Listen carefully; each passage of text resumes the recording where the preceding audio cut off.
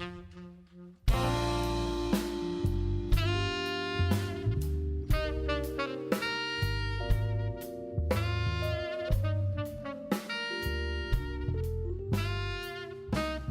is up, troopers? We're back for another episode of Notorious Scoundrels. Just me and Mike today. We're going to be talking.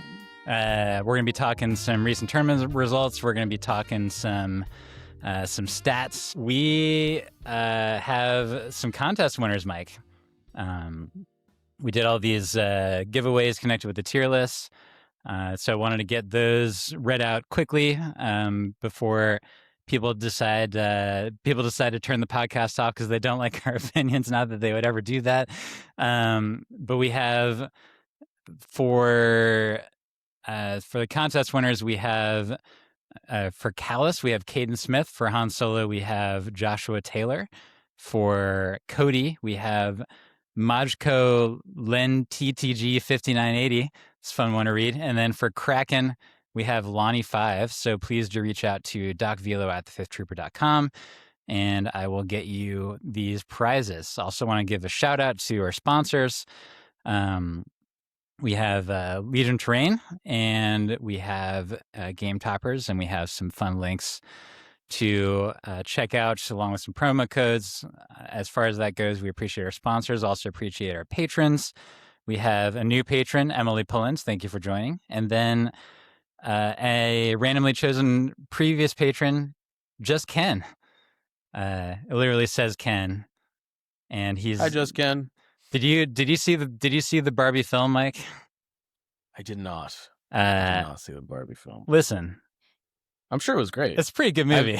I've seen lots of like clips of it on Instagram, and they're all fantastic. It's at least worth watching the "I'm Just Ken" song, where Ryan Gosling just like he was great because he just decided to turn self-consciousness off completely and be a completely ridiculous person for that whole movie. And yeah, it was some good stuff.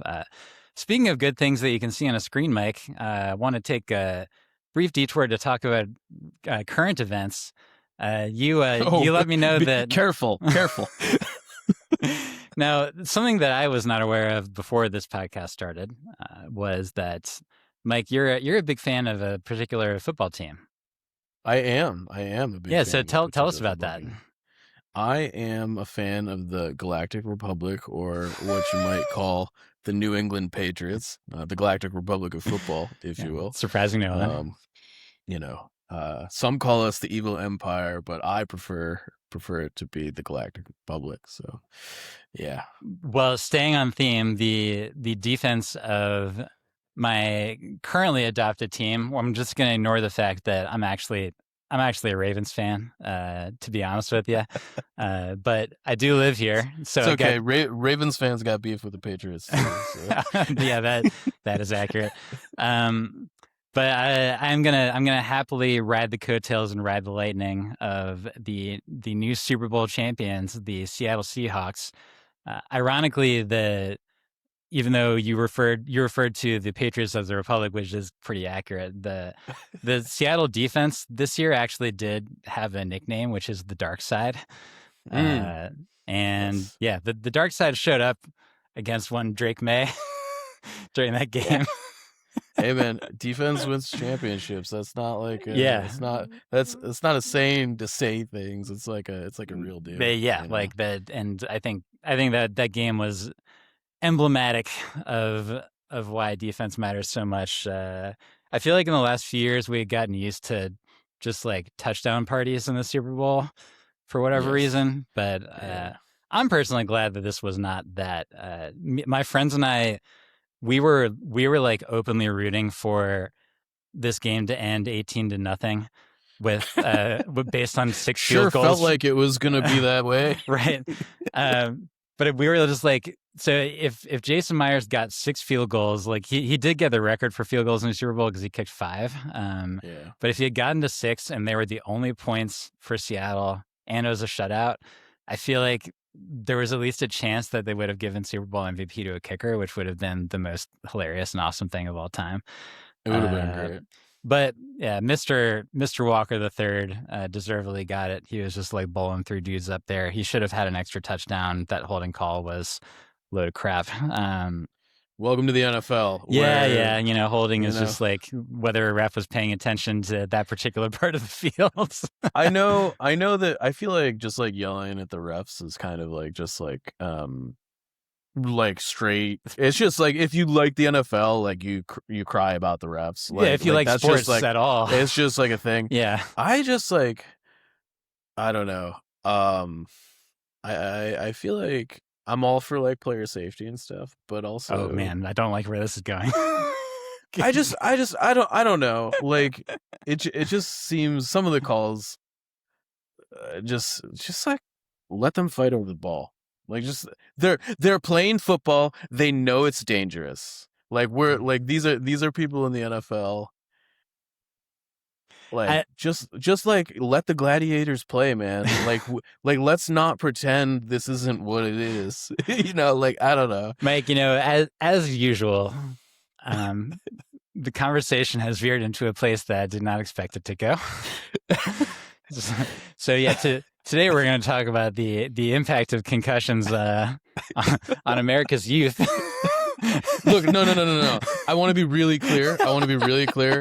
I don't think that any of that holds up outside the NFL. But I think like once you decide to basically professionally be a gladiator, like I think things change a bit. Like I don't I yeah. I, I, Concussions are like a real important like scary thing. mhm. But I think that like once you are like, yeah, I'm deciding that I'm a full grown adult that's 250 pounds and running as fast as I can, and another adult that's 250 pounds, and like what do we like? Concussions are just like a thing you're gonna have to deal with.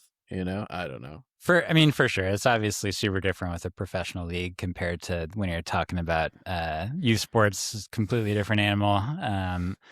That said, like kids get inspired to play youth sports because they Oh, see no professional doubt. Look, players. man. I was the quarterback on my football team Okay, until yeah. everybody else grew too tall for me to see over the top of. So, uh, I get it. I mean, like it's not a.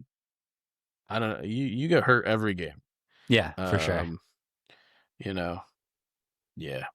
It's I did notice that like at least the Seahawks helmets they had all these like divots in them sure. where it's like it's like the same way that like a tire has like a ridge pattern for traction. Is that these helmets have all these like sort of bumps and curves to them, and I was looking at those, and I mean, listen, obviously I'm not a sports medicine physician, or else I probably could have like said something intelligent about this just now. But I was looking at those, and I was like, I mean, it looks kind of cool, but that's probably the only reason that those are there. Yeah. 100%. Yo, so I really miss when the Seattle defense was the Legion of Boom. I'm gonna be honest. I like Yeah, that well, that name was way that was a better than long the time Dark ago. That Side. was 12 years ago. Yeah, well, I just think Legion of Boom was a better name. That's fair enough. Did you happen to see the Marshawn Lynch ad that aired immediately after the Super Bowl was like officially over? No, Which no, I is didn't. like that was like you should go check out the ad. It involves Marshawn Lynch basically like talking to the camera while he's sipping an espresso. Um, and in the context of being almost exactly a decade after he should have been chosen to take the final play against the Patriots, and then he was not chosen. Yeah, It was like a Nike ad, and it was obviously like very intentionally timed and planned in terms of when it sure. aired. But it was Yeah, it was like one actually of those things they wouldn't have aired if it had gone differently, exactly, probably. exactly. Yeah. But like the way it worked out, it was pretty perfect. So you should check that one out. I But will. it's actually a different ad that I wanted to take an aside on, Mike. Speaking of speaking of health topics, um, there was an ad that involves a bunch of like toilets that were like singing and talking to each other. And I hate it listen, already. like all these ads, pretty much all these ads are pretty dumb, and that I feel like they're appealing to. And I'm not even going to finish that sentence. It's going to make me sound like a jerk. But uh, it wasn't the dumbness of the ad in and of itself in terms of like how funny it was, but the topic, Mike, we're gonna get a little bit we're gonna get a little bit off the rails, off our usual rails, even compared to our usual off the rails, Oh because boy. we're gonna talk about the fact that this ad, Mike, suggested that everybody should be looking very closely at the color of their urine in terms of whether or not they need to be actively hydrating with a product that is called Liquid IV. Okay, have you heard of Liquid IV? I haven't. I mean, like the like diagnosing whether you're hydrated or not seems like a reasonable thing to do generally. But Okay, I've never heard of that product. so get ready for some doctor ranting here, okay? Sure, sure. Uh, because and actually, for this, I didn't realize that I didn't have my spotlight on. So okay, now we're talking. Now you can see the rage that is building in my face Oh boy. as we're about to get on topic here. Okay, so first of all, this product has a stupid name because it's called Liquid IV. It comes in a powder, and you dissolve it in water, and then you drink it. So some would say that it is neither liquid nor IV, which stands for intravenous, in the package that it comes in. But that's not even what I'm ranting about, Mike. Okay. So the commercial, it was basically saying that like if your pee is yellow, then it means that you're dehydrated. Okay, Sure. and everything's on a spectrum. If this is again, this is weird that we're having this conversation, but it made me so mad that we're going to be talking about pee for a little bit on This was Notorious your Scoundrels. choice. It was my choice. I agree. If if things are like really dark, then yes, that probably does mean you're dehydrated, or maybe you have liver disease, or it could be a couple other things. It could be because you're actually drinking too much vitamin water, ironically, because vitamins Nice. can also change the pigment. But like the I mean, commercials, just so that we're clear, and yeah, I so that I want to validate my understanding of science here. sure. Essentially, it's just that there was like too much for your body to filter it all out, right? Is that kind of what's going on there? It's more concentrated, either because there's more of the substance that is changing the color, or that there's less water that it is dissolved in. Okay. So either one of those situations means that it's more concentrated. It's usually the latter, because Sure. the color comes from the breakdown of red blood cells, and it goes through a bunch of other chemical changes. And yeah, did you know, Mike, your red blood cells, they're dying right now. Are you saying that we might be able to like count midichlorians by like looking at somebody's pee? Well, again, that's not where this conversation was going. And no, I'm not saying that. I'm just keeping us a little on topic. Thank you for doing that. Yep. Oh, shoo. But this Go George Lucas.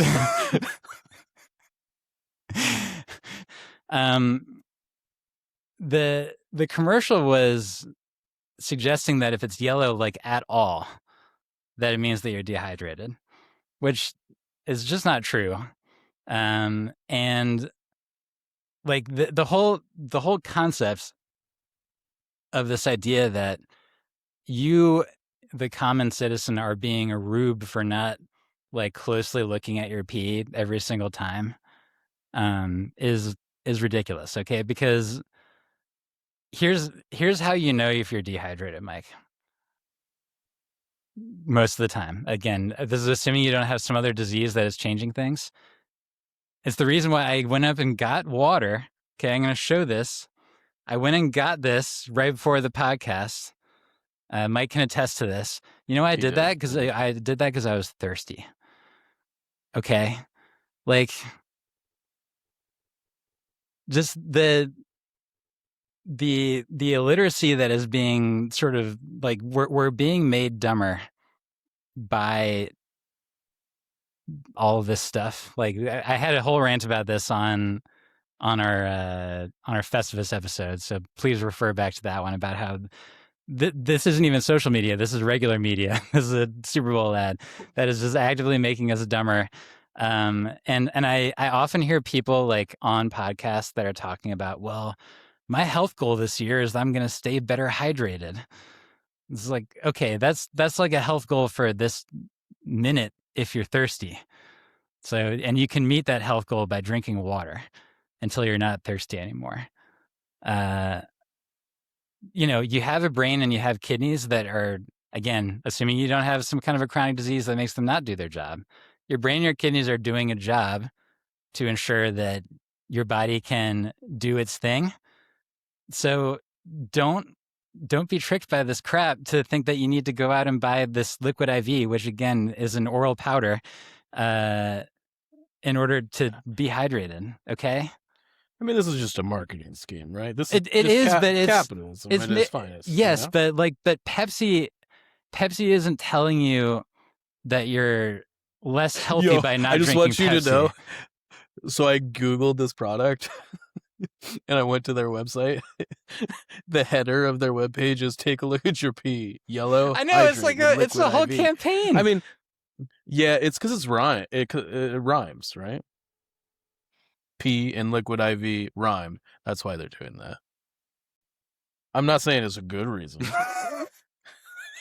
but it's a catchy catchphrase, right? Like, and some marketing guru out there was like, yeah, no, that's, I mean, like, yeah, it's got a nice cadence. It's got a nice, this Humanity isn't about healthcare. This isn't about healthcare. This is about economics. Screwed.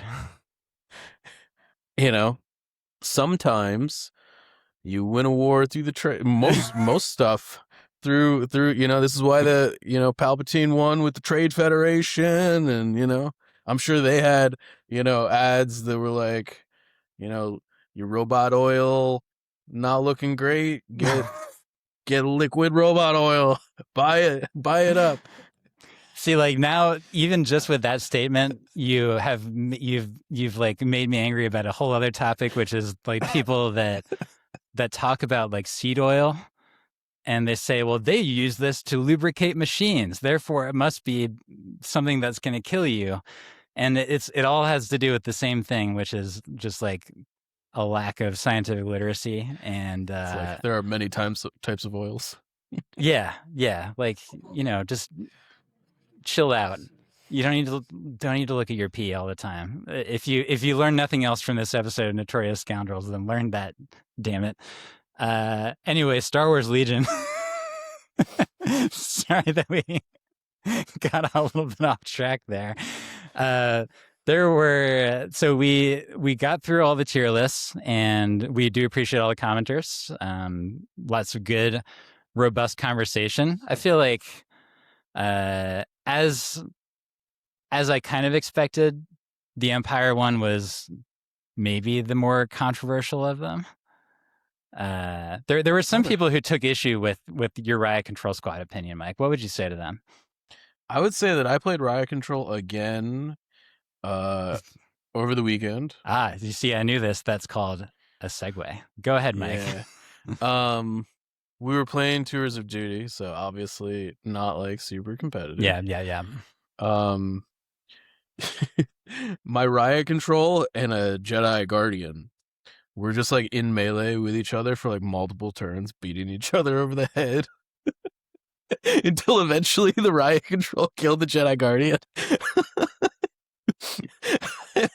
It was just like one of those things where like they were basically in melee with each other from like the end of like turn 2 to like turn 5 when Jedi Guardian died. The whole game they were just having one. They were just like boom, one pillow fight boom. with each other. Yeah. It was like the Riot Control threw 4 dice, maybe did like a wound or 2. The Jedi Guardian threw 6 dice. It was like 2 pierce 1.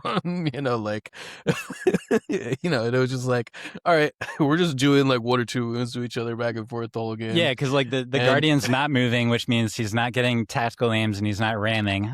So he's just throwing like 3 white dice and then 2 blacks and a red, and it's just like having a big pillow fight with a Pierce 1 weapon. And so at the end of turn 5, when they eventually killed the Jedi Guardian, I was like, yeah, I guess that feels about right. Like, it's just like so two dudes with sticks for arms, like slapping each other while crying. yeah, what I'm imagining. Yeah. Yeah. So, No. so yeah, how did your riot control squad feel in that game, Mike? It was actually horrible, and Okay. I wanted to talk about it a little bit Sure. because we had talked about riot control in the context of not having access to compel. Right. And in Tours of Duty, that's actually kind of hard to find. Oh, yeah. Because it's just Krennic and Vader and you might be you able have to to get run compel DT. from Oh, like you can't run DT. You can't run DT because she's unique. Oh, yeah, man. we're running like some unique rules that like would like potentially allow you to do those things, but I chose to just go like straight Tours of Duty. Sure. And yeah, I was like, oh, I guess my riot control's suppressed. I guess they're gonna throw 6 white dice at you from Rage 3 that don't surge. That I had the distinct. I was like, all right, well, I guess they're suppressed. I'm gonna try and shoot that standby off, and they missed. So that was cool. No, they're horrible. I don't know. I just don't get me wrong. Like, they can be okay if you check the like 3 or 4 check boxes that you have to check in order to make them tenable, but if you fail any one of those check boxes, they immediately go from like sort of playable to just really bad. Yeah, I was just like, I was thinking about it the other day, comparing costs, like when we talk about the core units in Empire. So yeah, they're a KX Riot with March is 68, and a regular Ion Snow is 66. Yeah. So you can call that the same. I just like I can't think of any list where I would actually feel like that 68 points is being better spent on the Riot Squad than on the Ion Snows, like in any context. Yeah, I mean, I think part of it is that you can't really skew to do like the melee thing in Empire. I think if you could do that, I think it might, and it was sorry, you can skew to it. It's not good. It's not good, right? Yeah, like in a way that like you can sort of do that in Republic. Yeah. But that's because their units. I mean, like the super squads. Well, the strength of a 5's charging squad versus a Riot squad is very different.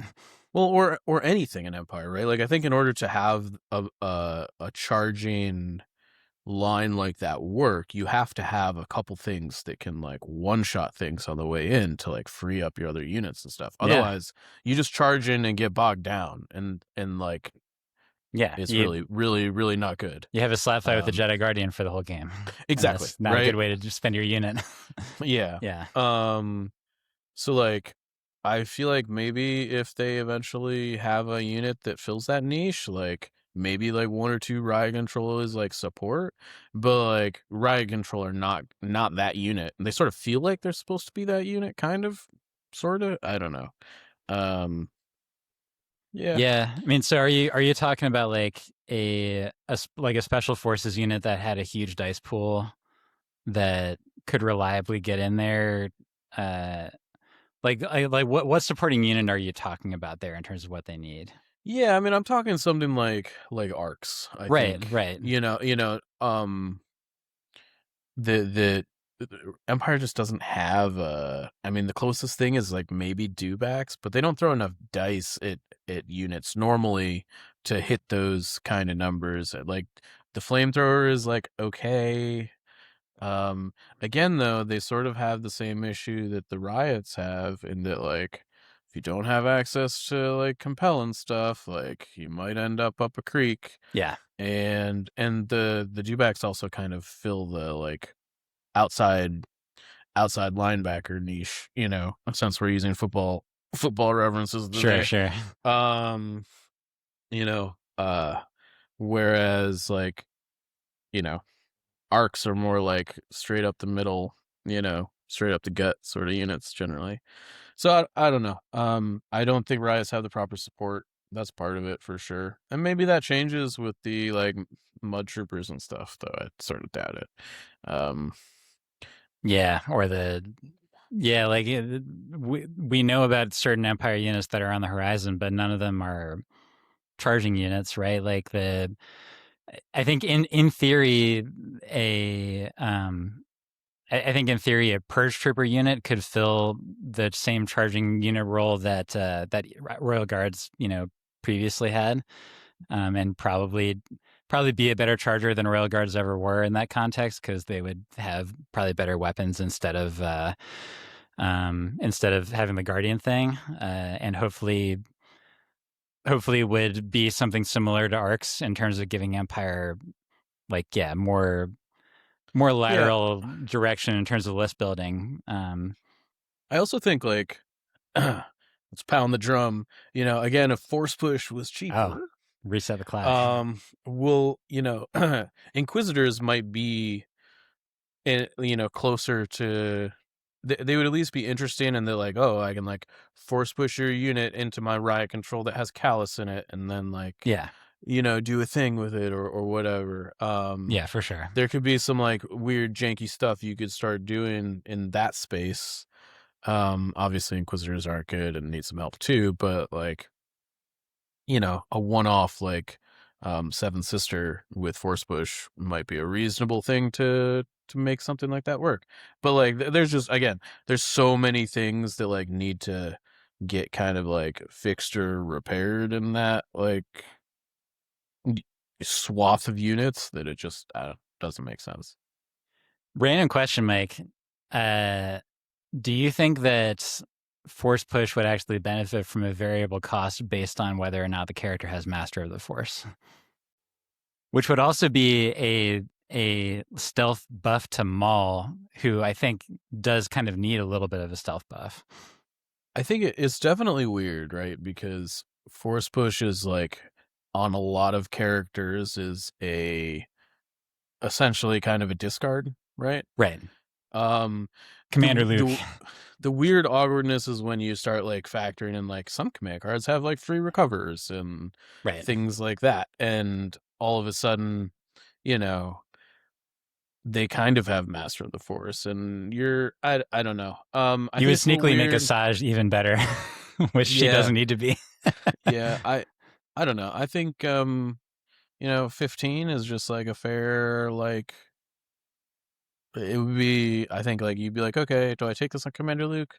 Yeah, maybe. Yeah, yeah, Is it still like an auto take on Yoda? Yeah, probably. But I mean, like, it's already an auto take on Yoda most of the time, right? It's already an auto take on Dooku, yeah, all the time and for him. and and and it's just because it's a requirement. It's not Yeah, because it's like overpowered. It's because like these units are like they die not good, without and it. they're not good enough without it. You can't invest 200 points in a unit and like get it caught out. Right, So, right. um, yeah.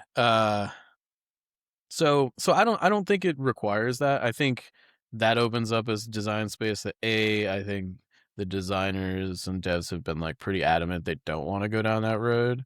Number one, and number two, I think it's sort of like a dangerous place to go, and that like if you're like, okay, if force push is, you know, X, Y, or Z, like do other force powers have to too?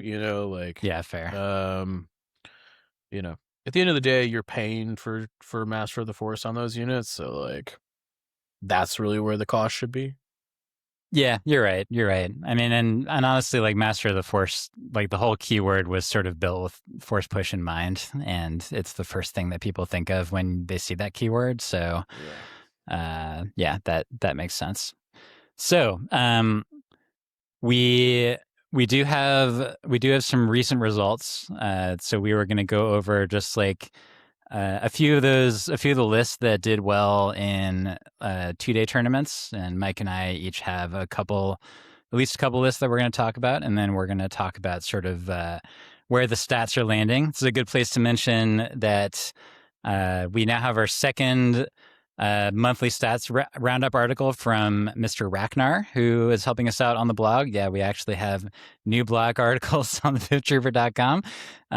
We are also going to be making our announcement for having a new editor soon. So it's going to be in the care of somebody who is going to have be able to have the time to really like get that important part of the site back up and rolling the way that we want it to be.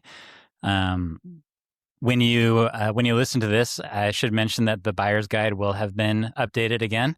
That was overdue by a couple months, and so that will now be back up to date.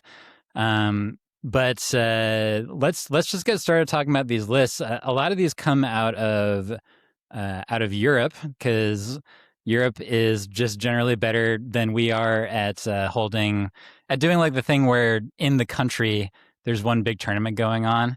And because they actually have a functional public transportation system, is that people can, get trains in from all over the country and just like go play Legion, which is awesome. Makes me a little bit jealous that they can do that. But we're going to start by, I think, talking about a couple lists out of a team tournament that was done in France. Obviously, just like a ton of good players there. So, this one was run by the one and only Antoine Grenet. So probably the reason why there's no 5-0 list from him in this tournament is because he was busy TOing it. But we had a couple on there that stood out. I'm going to start by talking about a Rebel list. And when we talk about these, we should mention in a team tournament, because I don't know exactly how the selection went in this one, but you should add a little bit of a grain of salt to these, because people can sort of select for and sometimes against the list that they want to get. And so it's not like a perfect representation of what typical tournament play is, but if you go 5-0 or 4-1 in one of these tournaments, it means that the list was at the very least. No. What you got to say is the team tournaments don't count for anything, and then we can disregard Brian Bear's 6-0. We can just sweep that under the rug, Well, yeah, anything Brian Bear says or does should be swept under the rug. This is a good time to call out the fact that I listened to the latest episode of X and One that came out, that I think came out yesterday or maybe earlier this morning as we record this on Monday, February 9th. And listen, I really like the X1 guys, and I think they do a really good job. They ran a great tournament at Oklahoma Open, and so this is not an insult to them. It's more that I feel a great sadness, because they had Brian on their show, and the amount of like praise and like nice things that they had to say about Brian Bear, like I'm getting ill just like thinking about it. And it's one of those, like, if you read the article that was posted bravely by an anonymous poster nearly a year ago on the fifthtrooper.com, which we'll link to again because people need to read it, then you can see how a truly toxic personality can turn people and make them act against their own better judgment. And I think that has happened to the X1 guys, and I'm going to be thinking about you. So anyway, we were talking about Brian Bear and how he's terrible. We got off track. Anyway, this Rebel list, this was not Brian Bear. This was run by, I'm going to try this, Julien Villeroy. And it is 12 activations. We got Han and Ahsoka. Ahsoka has Force Push Mike. There you go. She does have one recover card, so she would have been able to use it twice without using recover action. And then we have a frontline commander rebel officer with the axe and combat armor. And we have the reluctant hero with our favorite combination, the heavy blaster pistol and the thermal detonator. along with offensive push to make that charge just like to get just like a free lethal on that charge, so that um and Jedi Guardians everywhere cried out all that's at right. once. And I apologize for this. Like this is one area where my vocabulary has not caught up in terms of like the doctrine names. But the reluctant hero, that is the infiltrate relentless one. So that's certainly a good one and that's the one that gets critical 1 for its attacks, which is like a weird extra thing. Yeah, it's kind of it's whatever. It's like it nearly doesn't matter. And then the commander head frontline commander, that is the dauntless aid rebel trooper and tactical 1. So he basically made that just like they're both charging units, right? But it's just different ways to do it. Someday I'll actually like. There's a lot of doctrines in all these factions, Mike. I'm just like eventually, Republic's easy because there's only one that you need to know about. And then I know the 2 droid ones, but the other ones, this is going to take a little while. So he had those, and then he had 2 SX-21 Rebel Troopers with an extra Rebel Trooper. One of them had environmental gear. That actually makes just so cheap, man. What's that? The extra Rebel Trooper. Yeah, so I was gonna ask about that because he had the enviro gear, and I'm not like maybe there's something, maybe he just didn't have them, but he could have made both those extra Rebel Troopers into, like, if you remove the enviro gear, you could turn them both into Rebel Trooper Specialists, which is only 1 more point than the regular Rebel Trooper. To give you access to a one-time Dodger surge. I mean, that seems pretty good. So yeah, I think I'd rather just see like one of them become a captain at that point. Yeah, I do, because a captain is only 2 more, and that allows you to not be suppressed for 1 round, which I feel like is huge. For a Rebel Trooper, and certainly worth more than 1 Dodge token. So yeah, I could see that too. But and then you rounded it out with 2 Ewok Slingers. Still good. Yep, still good. And he also had a 2 X-34s with a A300 rifle gunner, that's the 1 point upgrade for like, hey, guess what? 2 more white dice. And that's it. So this is something that Brian, I'm not sure whether it was on this cast before, had talked about, just the concept of running X-34s with the gunner, which is 56 points, so very cheap, and just running it as a pure objective piece. It's obviously not going to kill anybody, but the advantage of that, even compared to something like a Bark, which a Bark could eventually die to like a naked Rebel Trooper, maybe, probably not, but like if a X-34 with armor 2 and cover is like out there in the corner getting shot at by like naked core units, it's probably not going to die, and it can get there pretty fast. And so if you're investing, so it would be 112 for 2 of those, like that's not bad. If you're not going to have the points for like a full heavy, like, what do you think about that?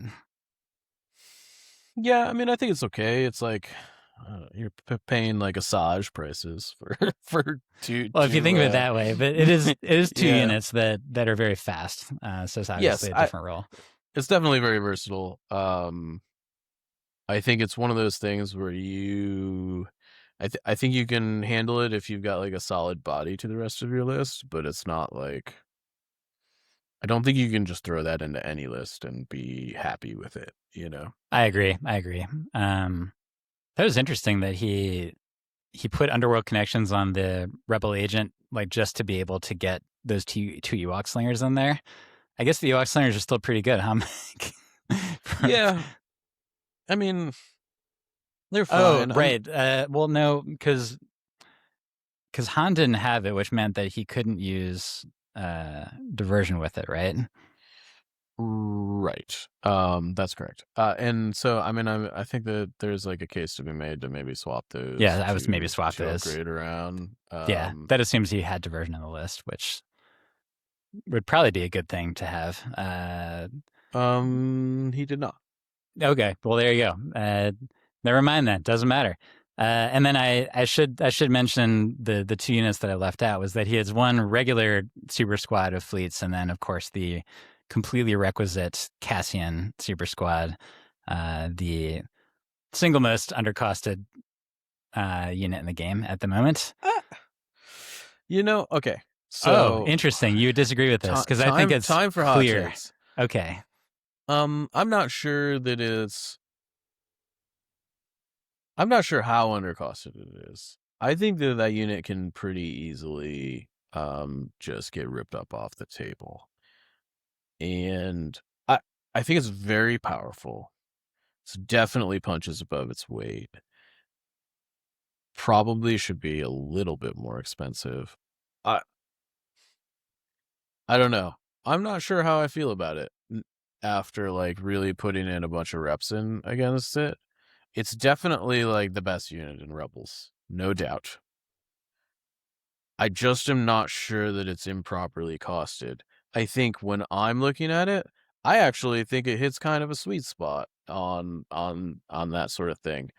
I think the problem I have with it is that everything else, I think when it comes to like weapon upgrades and super squads and stuff, generally still feel pretty expensive unless you're doing something very specific. Like like you are not taking a super squad in Rebels pretty much ever unless you're putting Cassie in the list, right? Like with maybe some exceptions on the fleets. Yeah, because I mean, as a one of, I mean, or a two of, it's still a tempo piece because it's a Right. huge dice pool. So like Right. no matter what, you have that going for you.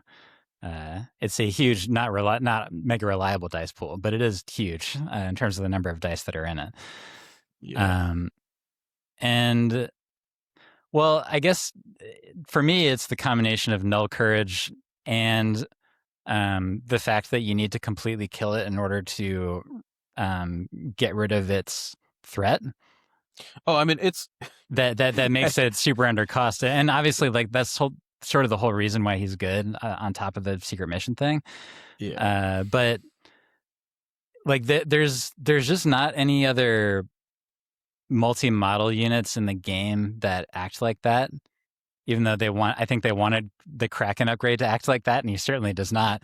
Well, I guess so. Let's bear down on that a little Sure, bit. sure. What do you mean by that? Because I think in my mind feels very similar to the Fives and Ahsoka squads.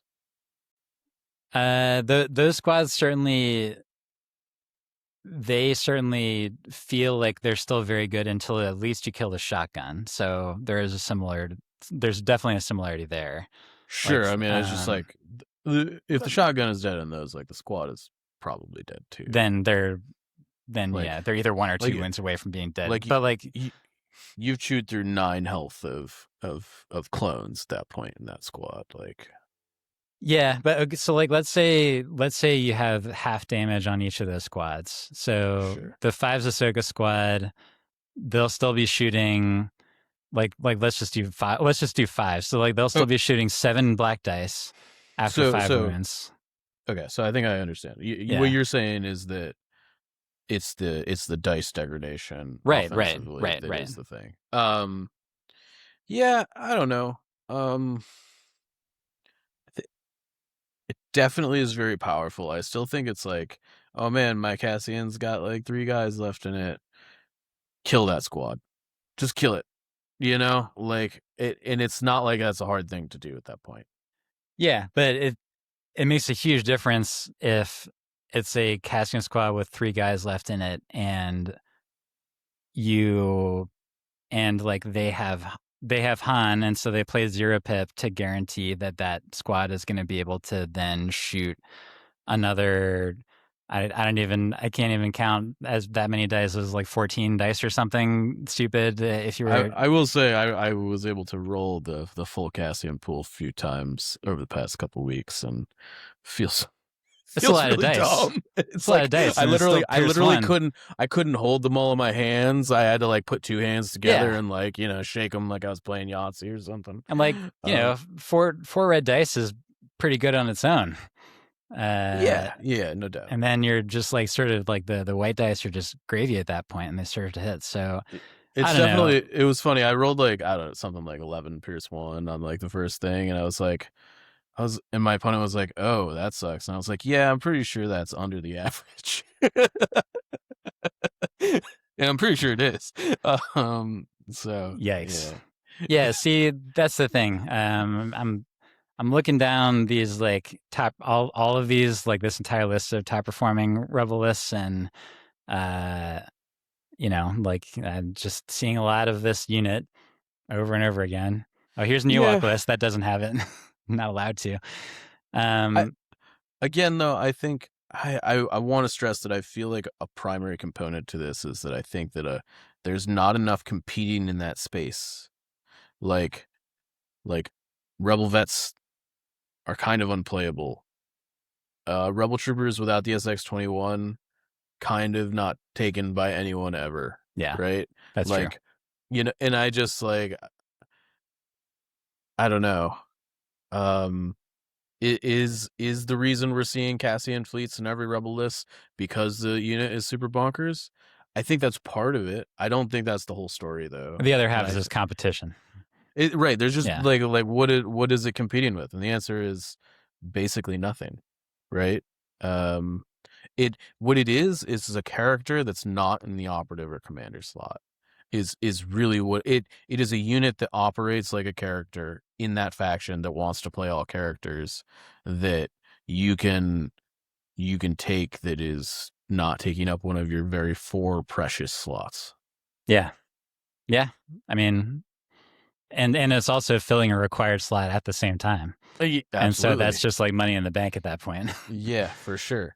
I think, if you could put Leia in a core unit and she like, had like free action, like hand out a dodge token or something, I think we'd see that in every rebel Now, list too. let's slow down. If Leia was in a core unit, then they would only be Courage 2. Oh, sure. Instead of infinite. Instead of infinite courage. Yeah. Um. Oh man, done I dirty. mean, yeah. Listen, Cassian Andor. He's obviously a pretty brave dude, but he's also he's a pragmatic dude, and so he is noted to be running away smartly in a whole lot of situations in the fiction. Something that I don't think Leia has ever done, except when Luke was dragging her through the Death Star. So, Well, I mean, they ran away on Hoth. that's true. But listen, Mike, she should be Courage 4. She should at least be Courage 3. She definitely should be Courage 3. More than 2. Yeah. Because the only Courage 4 unit in the game is Yoda, right? Currently, yes. R.I.P. Palpatine. Yes. So, No. Op Luke is Courage 4. But he's not sharing that with anybody. So sure. Yeah. Okay. All right. So I think you had a Republic list from that same team tournament that you want to talk about, right, Mike? I did, and I wanted to first and foremost talk about the name because it was awesome. Fuss Yoda, I saw that name and I was like, well, I sure hope they have Force Push on Yoda if he named the list that, and he did. Yeah, he did. Yeah. He did. Nice combination of Skyrim and exactly. Yoda, I like. But it had a couple things in it that I thought were atypical. Had a 1-0 Fluttercraft, which actually I think is probably pretty decent because he's got Commander Cody in this list, so he's just directing that every turn, I assume. Something that I've been doing ever since Commander Cody came out, by the way. Directing your Fluttercraft? Yes. Okay. This was back in 1.0. But yeah, that was this was in the context of Cody and Anakin and a bunch of core units, and I would be doing like an Anakin Saber Throw fire support, and then I would do a NASP fire support and it was pretty fun at the time. Back when, you had to like pull a bunch of strings to get a dice pool similar to the Cassian shotgun pool put together. Well done, Michael. And apparently that was too good because it got broken and taken out of the game. But now we're just handing it out for free like candy. Yeah, I got you. Speaking of which, Mike, what other unit did Le Fusib have in his list? Yeah, he had an Echo Arc strike team, which I thought was interesting. I don't love it, but I think how much is that? It's like 70 points or something. Good Lord. Silly. It might be 60 something. I feel like the base strike team is 60 something though. It's so expensive that I don't even look at this unit normally, but he 5-0'd with it, so I mean 72. Yeah. This list has a lot of Pierce and like a lot of what I would describe as like meta answers. Like it's got the Ahsoka Super Squad. It's got 2 ATRT flamethrowers. Yeah. An ATRT flamethrower. That'll take care of Cassian Andor. I got my Cassian one shot by an ATRT flamethrower. It doesn't feel good to have your 130 point unit just immediately vaporized by a flamethrower. Yeah. Like that's something that like doesn't happen to fives, like fives will take some damage, no doubt, but like you're like, oh, I got flamethrowered, I lose like 5 guys or something, whereas Cassian just is like, oh, I guess I'm dead, man. Yeah, it's like let's do the math because it's 22 black dice in a full unit, right? Yes. And then and it serves the hit, so you'd like 62.5 times 22. So you're averaging like without aims, you're averaging almost 14 hits. Yeah, which like is not quite enough to kill it on average, but like it's kind of like a coin flip to like just lose the unit, right? Like yeah, it's like one or two saves off the like average. And yeah, totally, dead, right? Yeah. Like it's definitely not a guaranteed one shot, but even going from like 11 guys to 2 is like okay, which is the average, by the way, is 9 wins. Yeah. So that's not bad. It's like okay, I can finish this with basically anything on my list, right? Exactly. Particularly, that's like a pretty nice amount of damage from a unit that's like only 70 points or whatever. It's like 75. So the low profile on the front end doesn't even help you against a blast, a flamethrower. Yeah. So, and the Cassian unit's got to get close to do its damage. Like it's not like you can kind of like as long as the ATRTs are deployed, counter deployed. I think it's very hard to avoid. Yeah. So I do like that. I think that flamethrowers got a lot better. They're a lot better now. Yeah. Because the Cassian unit exists. And Cody could just be directing to the flamethrower when he really needs to make sure that the magic happens at the right time. So cool list. Definitely has a bunch of tech pieces in it, I feel like. It's very technical. What's going on in the meta. It's very Pierce heavy. It's got like 1 ARC Trooper squad, feeding aim tokens to the rest of the dudes. It definitely feels to me like if you lose like 1 or 2 of these pieces early, you could definitely have. I mean, like that's true of most Republic lists, but I feel like the ones that are like less built on beef, that is even more true. Yeah, like you lose an ATRT or a Fluttercraft early, and you're like, I'm not feeling great about this anymore. Yeah, for sure. So, I will say that. Assuming that he's starting with Yoda's 3-pip, being able to have order control on that lone Fluttercraft is a huge thing in terms of making sure that it doesn't die around 1 or making it less likely. He's got Cody, so he's got Cody. So that's true. Even so, I think that it's also good to be able to control when the RTs are coming out, because hopefully you generally know. Because like if they come out early and your opponent has any armor, like they can actually start going down way faster than you would want them to. And so with any GAR, I think that like aside from the 212 thing, that if you're doing like GAR vehicles, having Yoda is a really good way to like actually help you get what you need out of them. Like there was that triple bark, double ISP list that also had Yoda in it, which is another where they all had the range 4 weapons on them. Another super important one to be able to like have order control and all of that to keep them alive and to make sure that they have good things to shoot, so that you can get like a lot of impact guns on your opponent's stuff. So yeah, I like this list a lot. I was curious what you're thinking, like, so that Ahsoka Super Squad with Yoda, like the thing that you get is that you can get the relentless attack while still getting Ahsoka closer to her destination on the way in. Is that basically the idea? I mean, I Obviously, guess Ahsoka like, doesn't shoot, but you still get a pretty decent attack while still getting closer.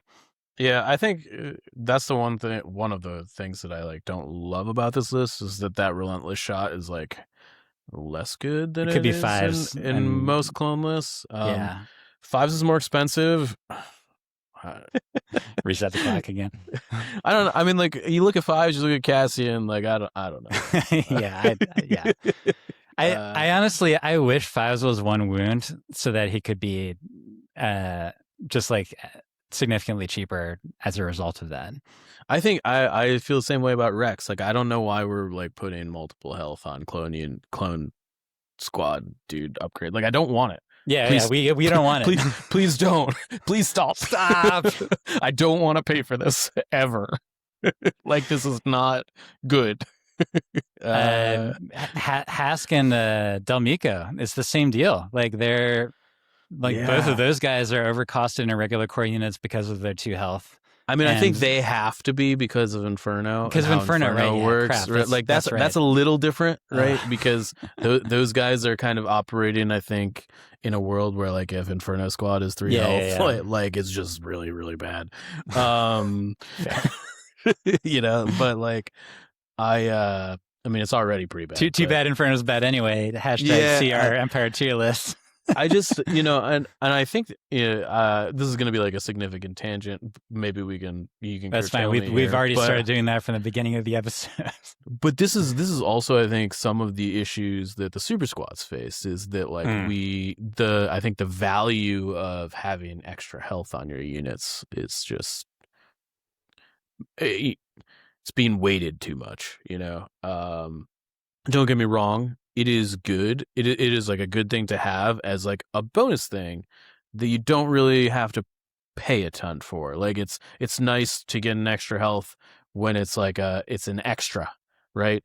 But I don't want to pay 10 extra points for my squad leader because he has an extra health, right? Like I don't. Yeah, like if there was an upgrade that said that like your unit leader doesn't gain anything except for 1 extra health, like it would need to be super cheap for anybody. Like you think about the fact that that's strictly worse than an extra guy than the so-called 5th trooper, because you're not getting any more attack dice out of it. And so how many people take 5th trooper? Like in competitive lists, like how often do we see the extra dude taken? I think Rebels is the most common case. It's super cheap in Rebels, so but that's because it's like 6 points, right, or 7 points, or whatever. And clones right? Basically never. In droids, like very very occasionally. Empire, in Empire, like almost literally never, because the only time you use a personnel slot is for a specialist in a regular stormtrooper squad, which is also only 2 more points than the extra guy is. So yeah, like if they're not getting that, in a lot of the time, if you're buying that extra dude, it's not for defense. It's so that you can load an extra die into that slot. Yeah, exactly. Right, like an offensive die, right? Like it's about offensive capping, not defensive capping. So I don't know. Anyways. So yeah, that extra health should only be worth like maybe like 4 points or 3 points or something like that. Like maybe, I mean, I think if it's on top of a unit like a Cassian or a Rex or a Fives or an Ahsoka or whatever, like it can kind of be free if you're making it a 35-point upgrade already. You know, like right. I don't know. But yeah, like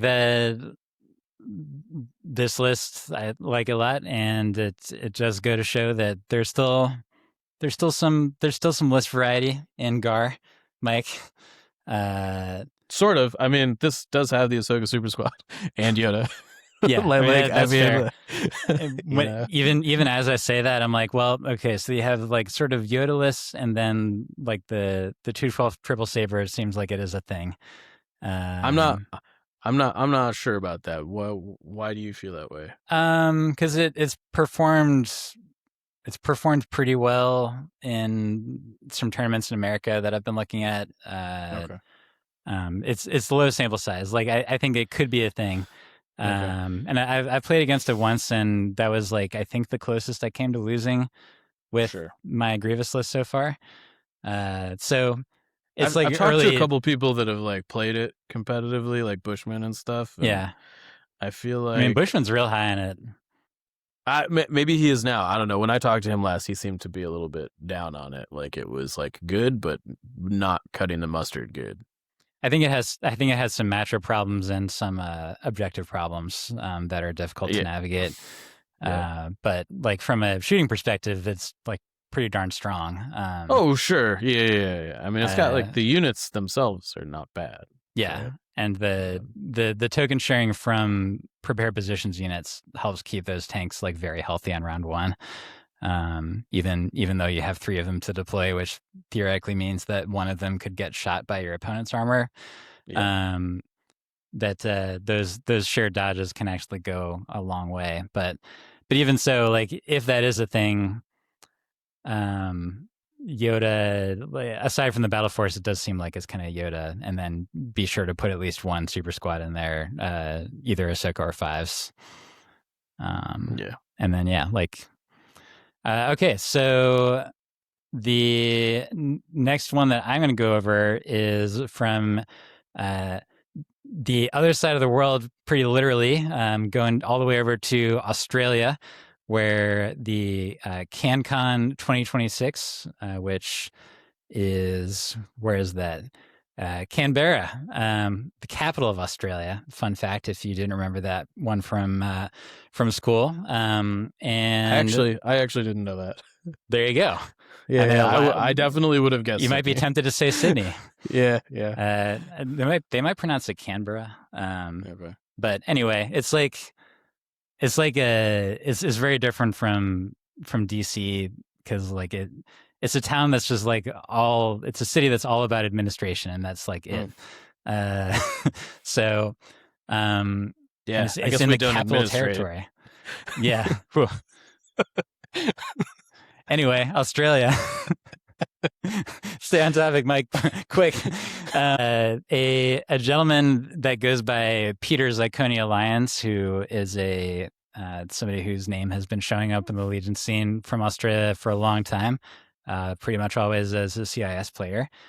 He went 5-0 with a list that I wanted to point out because we have talked on this cast about the idea that there is probably still juice to squeeze out of the orange, even still, when it comes to the super tactical command droid, and like specifically the idea of using multiple customizable super tacs in one list, as opposed to the thing that I've been doing, or that various other folks are doing, where they toss one in to get tactical download access and to get access to overclock, but then otherwise build the rest of the list with other CIS stuff. But what Zyconia did was that he did a quad tactical list, which is to say he started with Kalani so that he can have some exemplar action, and also another source of direct, importantly. And then he has a super tactical commander with Taskmaster, limiter override, overclock, and direct AI. And then he has 2 of the operatives. Each of those have seek and destroy doctrine, which is the target one and marksman.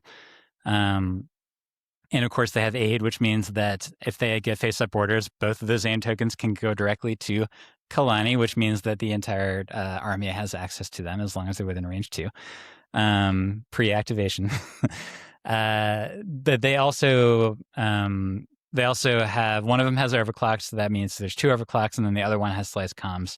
All 3 of the super tacs, I applaud this. All 3 of them have Electro Staff, because I think that charge. Historical. Yeah, charge is just so important, and it's a 6 dice attack with critical 1. That's just like a good attack pool for a unit with charge.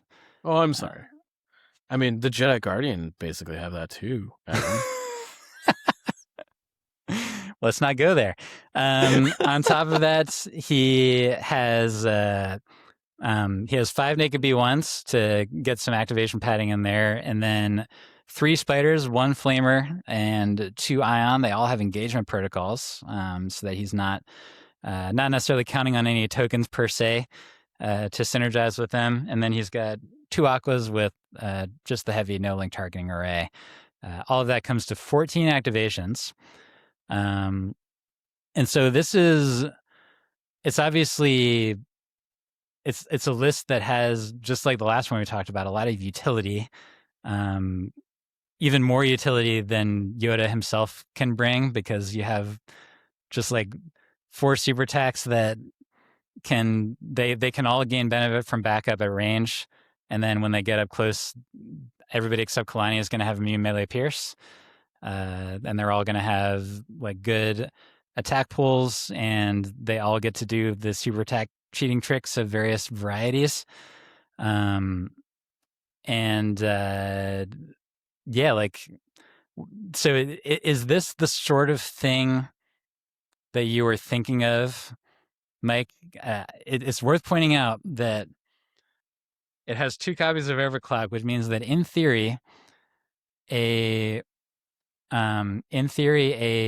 spider flamer could get a speed 2 move and then have limiter override take the immobilized token off, and then another speed 1 move, and then it itself could do, or no, sorry, another speed 2 move, Yeah. and then it could activate, do a speed 1 move, and then attack, which would get it really, really far across the board. 2 speed 2s and a speed 1, plus the size of the base. Like, I can't do the math off the top of my head, but that's very, very far. I mean, you could also do it with your aquas too, right? Like, you could do the same thing with the aquas. So like you could do the same thing with the aquas if it's just to get them on a point, but with the flamer, you can be doing that to get it on a point and to flamethrower a guy in the face. And then maybe blow up.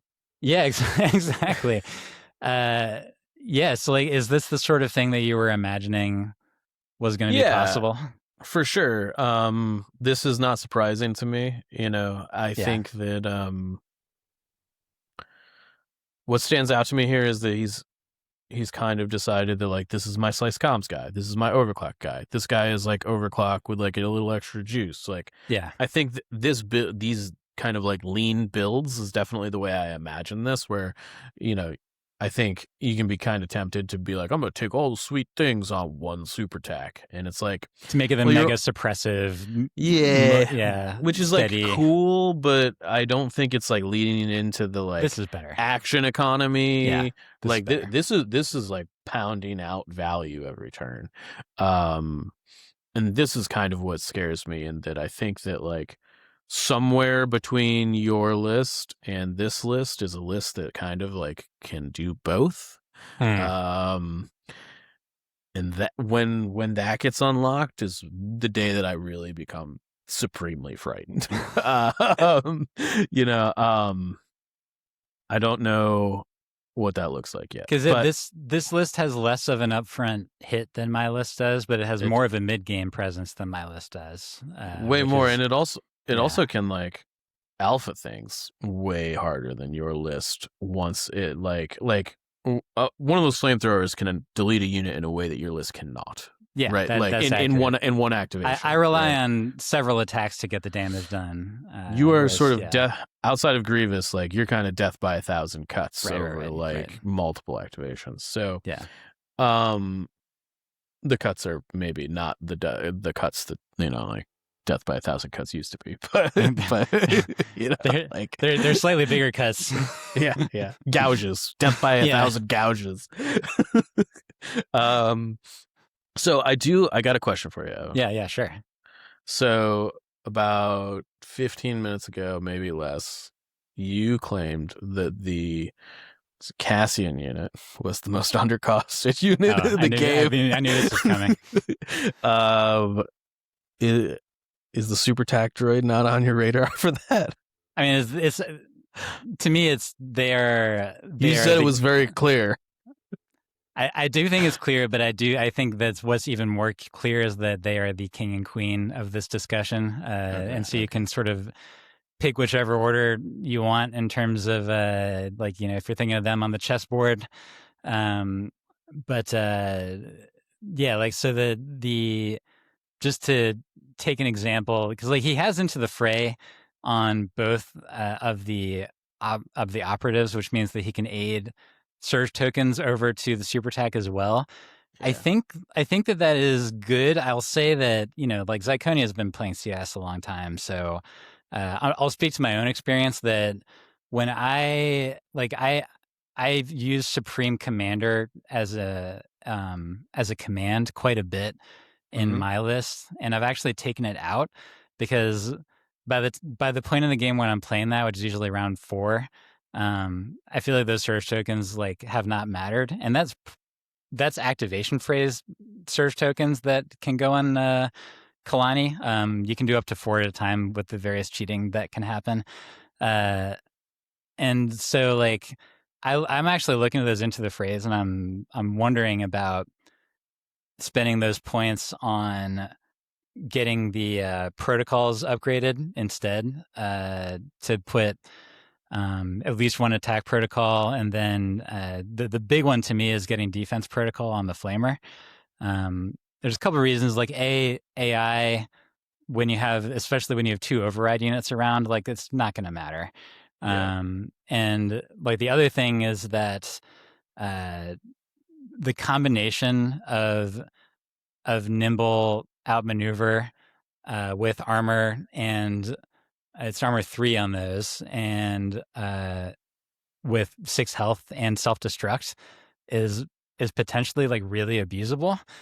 And like limiter override would be a way to get it, just like you can just get it a dodge that way. And then like there's or, you know, Kalani could just be he could be just strategizing, and so like there would be a couple of different ways to do it, and I just think that the dodge on the Flamer Spider is so valuable that I would want to try to find a way to get that when he has the defense protocols. And then for the ions, I do feel like they can be really disappointing when you're not re-rolling 4 dice on those, and so that's like the one thing that I would look at with this list and wonder about. But you know, otherwise, like it's a 14 activation list, and it has with a lot of like extras too. Like he's got Into the Fray on both the operative aid guys. Yeah, that's what I'm talking about. You know, like I think that those points could be spent on protocols instead, or but he's like surging to defense, and like he can spend those surges on like, I don't know. Maybe maybe maybe you can just aid those to Kalani. Like you can, but by the time, but like that's assuming that both of them are like directly in there, sure. And that they're also both next to Kalani.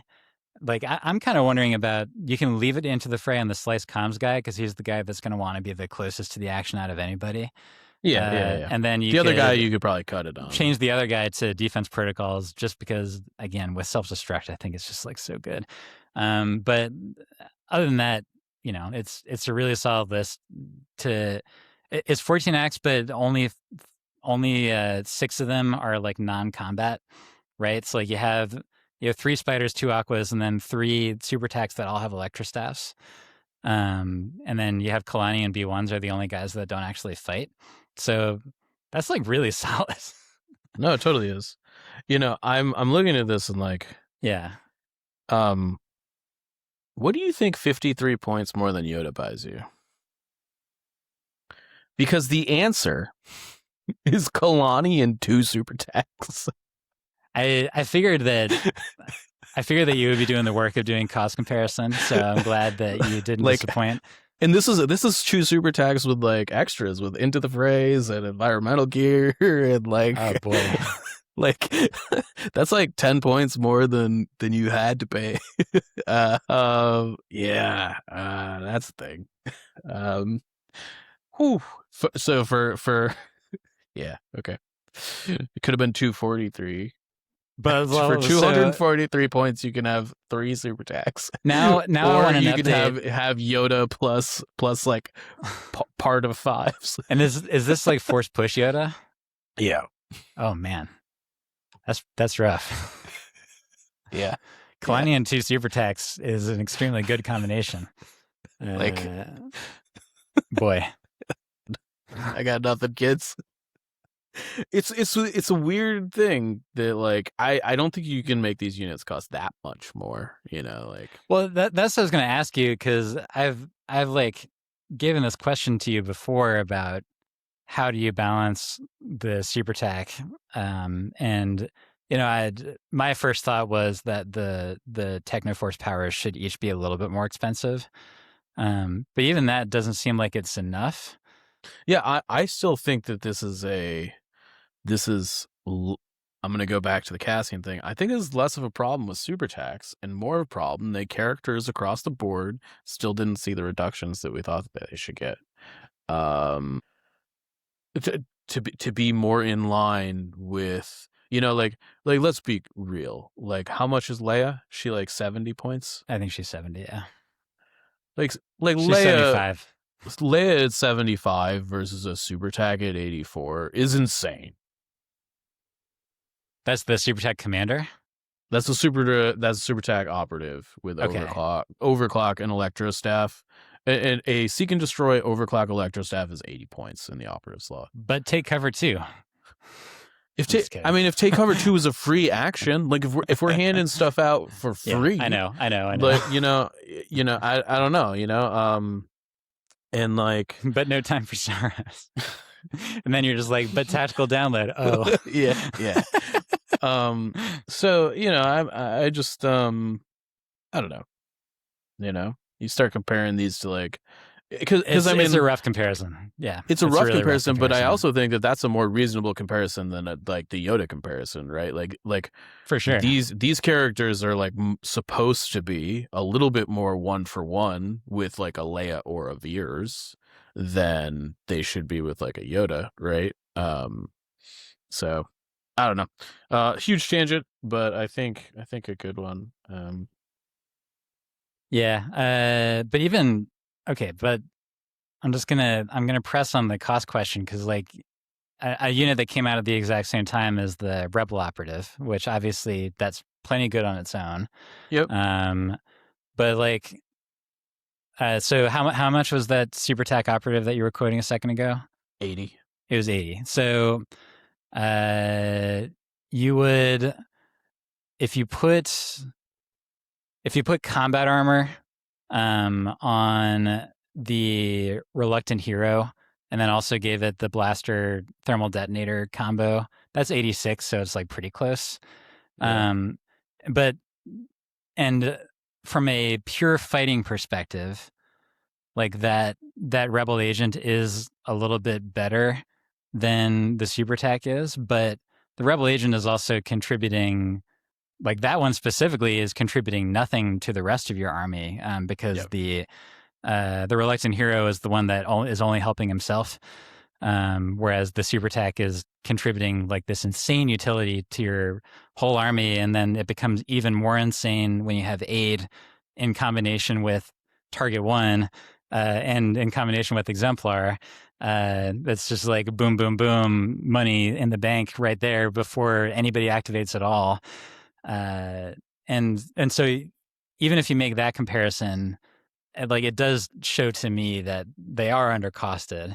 They're definitely undercosted, yeah, for sure. I guess the question is like, are these like, how do you? I think it's going to be really hard to solve without making like the current configuration like 110 points. Well, I mean, because if you're like, okay, the 8 is a problem, so we're going to make Seek and Destroy 10, right? Okay, the overclock's a problem, so we're going to make the overclock 10, right? Like, limiter override, maybe too good. You make it 8, like that starts adding up like really quick, particularly if you're taking multiple.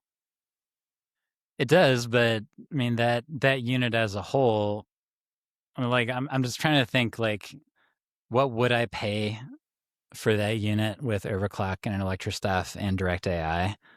Uh, I mean, I'd probably pay 85 for it or 90. I'd pay 90 for it. Okay, so you'd pay Um, like 10 points more than it is right now. yeah.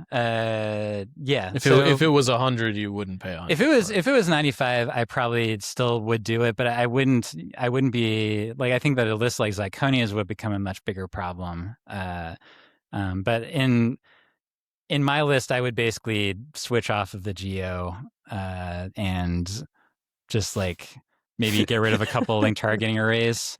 But I would still keep the list the same. I'm just gonna make this Geo a B1 and we'll go Yeah, back to it's like, go but home. that would make the list worse Yeah. by a margin, and that's I don't know. The devs have a challenge with this one, and I think that they actually have, in my opinion, an even bigger challenge with the generic Jedi to bring them up to a place where they're going to be more desirable. So I'm not jealous of them as far as that goes. But anyway, that's enough droid talk. Sometimes I'm worried about just like how much droid talk ends up happening, but we're going to get to why that might be in a second. But Mike, you had one more list you wanted to go over. Yeah, so I wanted to talk about Aiden Patterson's Dooku list, who also went 5-0. And what event was that at? That was at the Katoni Open. The Katunia Open in at some CaptainCon. New Hampshire, comma United States. So Yeah. now we're continue traveling the world back closer to home. Yeah. Nothing super crazy about this list. It's just Dooku with all the fixings, plus Kalani, plus Sunfac, plus 3 Geos, plus 2 B1s, 3 Droidecas, and 2 Aquas. You know, but we've seen that before. You know, but I think it's a good reminder that Dooku still can do his thing. You know, this list is still good, right? Like it's not like it got bad. Yeah. Just because super tax and stuff came out. Right. So and Wheel by Grievous. So, you know, I think just to you know, I think that he titled this list Old Man Party, probably because Dooku is old, but I think it's also a good thing to remember that the old guard here still can pull its weight. You know, Yeah, absolutely. I don't know how much more there is to say about it other than that. But I mean, Decas are still a great unit that you don't, you know, again, the reason I love Decas is because order control is not that big a deal with them. Yep. And they can just sort of do their thing. And then, you know, he still has 2 LTA Aquas, even though he only has 1 source of direct. So, like, he's not going to be getting all of the utility on every single turn, but... Oh, he's got 2 sources of direct, right? He has Kalani. Well, Sun Factor X, he only has 1 source of vehicle direct, I should say. Sure, I was gonna say he's got direct any trooper in the list, and then he also has direct to one of the Geos on top of that. So, boy, CIS is just like it feels like cheating sometimes. Some might say. But yeah, this list is very reminiscent of the one where my face was beaten in by Nick Lubakaya twice at last year's Adepticon. Luckily, it doesn't have aggressive tactics anymore, so that's at least something. And that list is also like it's almost the same as what that was, but it's on the whole a little like significantly more expensive because the Aquas and the Droidecas, and yet still very good. Yeah, you know, I mean, that's the state of the Separatist meta. So yeah, you know, it can still hang. Now I feel like we should mention that like we hadn't mentioned any Empire lists yet, and there was one in that team tournament. So this was by Romain. We're gonna put Empire in air quotes here because this is Tempest Force. Yep. Which I feel like I've been beating the drum about how Empire feels like it's Battle Forces and then it's Vader Snowtrooper spam. If you're not doing Battle Force.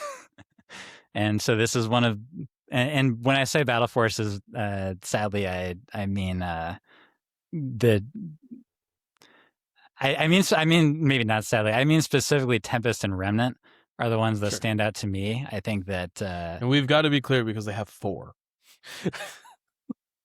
Just yeah, it's true. It's true. Like when I was mentioning the battle forces, I was like not Blizzard, and then I had to be like, oh, also maybe not Battalion. There hasn't been enough time to really tell. Yeah. I Also, nobody has 70 stormtroopers, or however. yeah, not yet, not yet. Yeah. But yeah, so Tempest Force is still good.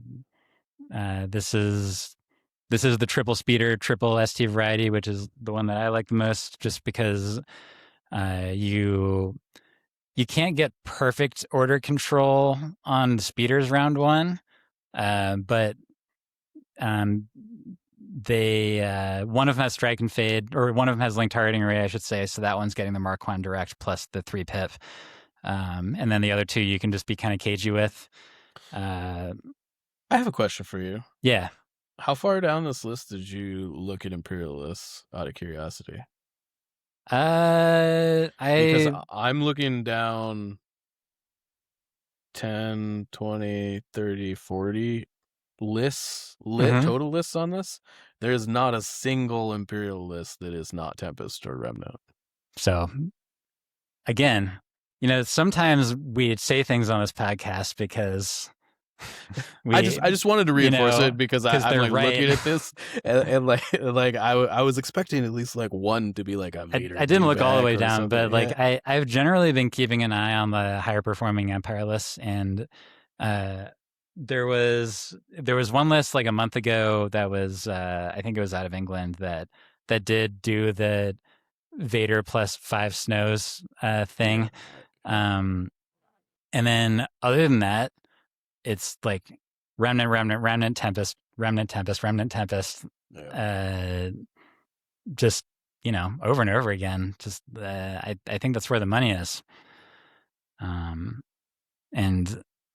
when we did the tier list, it was sort of weird because, like, especially, the Dark Troopers are made especially good in Remnant, and the ATST and Speeder Bike, which are both like fairly middling vehicles in Empire in a normal list, but that because Tempest lets you screw with the rules, and I should add, the list that Roman had 4 naked scouts in it in order to like sort of bring up the efficiency a little bit. Like, so that list breaks the rules in a couple different ways. Yeah. And then, that gives you a list that's like more viable. And so it's almost like Empire needs to be breaking the rules right now when it comes to list construction, unless you're running a list that's like strictly high efficiency units, such as Vader plus a bunch of snows. Yeah, I don't want to harp on it too much. I feel like with probe droids and high command coming out, like things could radically change. And for theory, sure.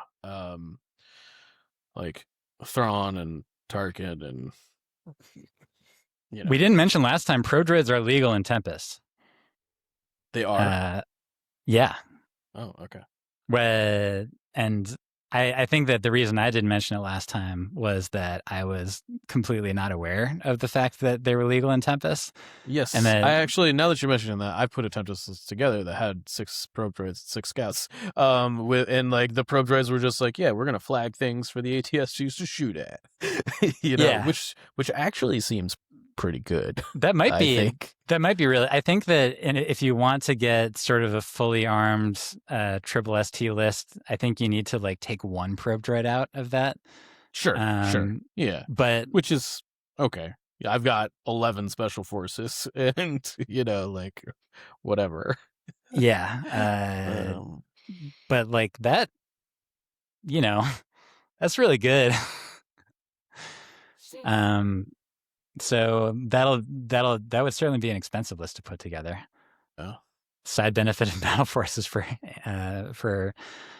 Asmodee, I guess. And then so that was the Empire list. There were also a couple lists on this high performers that was Grievous and a bunch of Saps and a bunch of Aqua Droids, and that's still doing well. So I felt like running through all of these, the Zirconia list was sort of affirming of an idea that we hadn't seen yet, Sure. but that we were both thinking was like a potential thing that was out there. But the rest of this is just sort of the rest of this, at least for this sample, looks to me a lot like what we would expect it to look like, right?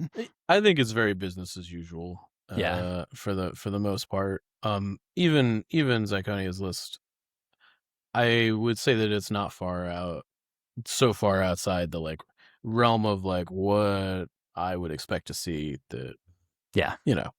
It's still super tax, right? Yeah. And Super aqua tags are good. droids. Yeah. Aquadroid is still good. Yeah. So Kalani. All three of those S tier units, some might say. Also Dooku. turns out those things are still good. So, I think there's a couple reasons for that. One, I don't think a ton has changed over the past like 2 months. Yeah. It's been the holidays for the most part. And also like I don't think people are going to be bringing out their hidden gems for Adepticon and in Longshanks viewable things this early, frankly. That's mostly relevant for the American players, it should be said. But It's Worlds, Evan. God. well, I know that's a whole other podcast about how I wish Worlds was more worldly. But that is beyond our control, certainly. Sorry, guys. Yeah, we are sorry in so many ways. And well, so let's just like take that discussion to the next point. Let's do the numbers. It's been a little bit since we've checked in on Ragnar's data. So first, we're going to be showing the global win rates, and again, the big value of this is the fact that we have almost games for each of these factions, which means that the data points are going to be like pretty darn reliable. And this also removes mirrors, which normally sort of brings all those numbers closer together to each other. So this is like a better way to demonstrate like how these factions are actually doing. And we should say this, Mike, aside from the very brief period of the November 24 update. I actually no, it goes beyond that because Empire was still crap back then. This is the most balanced period so far that the four factions have been with each other. So Empire's at the bottom for the podcast listeners. Empire at 45, Gar at 48, and then Rebels at 55, CIS at 54. They've been sort of like switching back and forth as this month has gone on. But anyway, what were you going to say, Mike? What I was going to say is this is not like a critique, but I would love to see battle forces broken out on this. I think moving forward, that would be like a really good thing, I think, to see differentiated, because I think that if you took Tempest and Remnant and put it on a separate line item, that gray line would be the low, very low. Like I think it would be way, way, way, way lower, which I think is actually like a really important thing to say out loud. Because I don't know. It's weird, right? Because like the other factions don't really have that issue. Like we're not seeing battle forces take over the other factions like we have seen in Empire. Yeah. But I actually think that like the Empire win rate could be like 25 to 30 if you take out the Remnant and Tempest from these averages. That might be super too low, maybe. Maybe it's like 35 or something. But I bet you that if you broke out the Empire battle forces from this, like Empire would drop off a cliff. So funny you should mention that, because Longshanks is not as useful as Ragnar's numbers because Longshanks does not take out mirrors. And so again, like we mentioned, those numbers are going to be closer to 50% than they actually are in reality. But when I break that out for the since the November points update, The global win rate for Empire is also listed at 45% there. It lists Tempest at 52. Sure. So that's like, basically actually at average. And then Remnant is 64. Yeah. Now that is with like about 400 games a piece for those. So a little bit less statistical power, but funny enough, more. I think that okay, yeah, that is I think that might be slightly more reliable than the Shadow Collective numbers are. Um, Right. Right. like I think that there's more players playing Remnants and Tempest Force than Shadow Collective. I I think. mean that's definitely true. That's like not that's like I don't think that's like a bold statement at all. I think there's way more people at least playing Remnant. Maybe not Tempest, but like there's definitely more people playing Remnant because like a normal Imperial player can throw together a Remnant list like pretty easily, right? Yeah, that's fair. Like those aren't like hard pieces to get. Whereas like Tempest, you got to like put together 3 ATSDs and have like way more scouts than you should normally have and stuff like that. Mike, it's funny. It's funny you should mention that because I pulled up Longshanks. Now this is worse than Ragnar's numbers because it does not exclude mirrors, and this is going to be like lower statistical power just because of sample size issues. But um, Galactic Empire as a whole on Longshanks is reading at 46%, and then Tempest is 48%.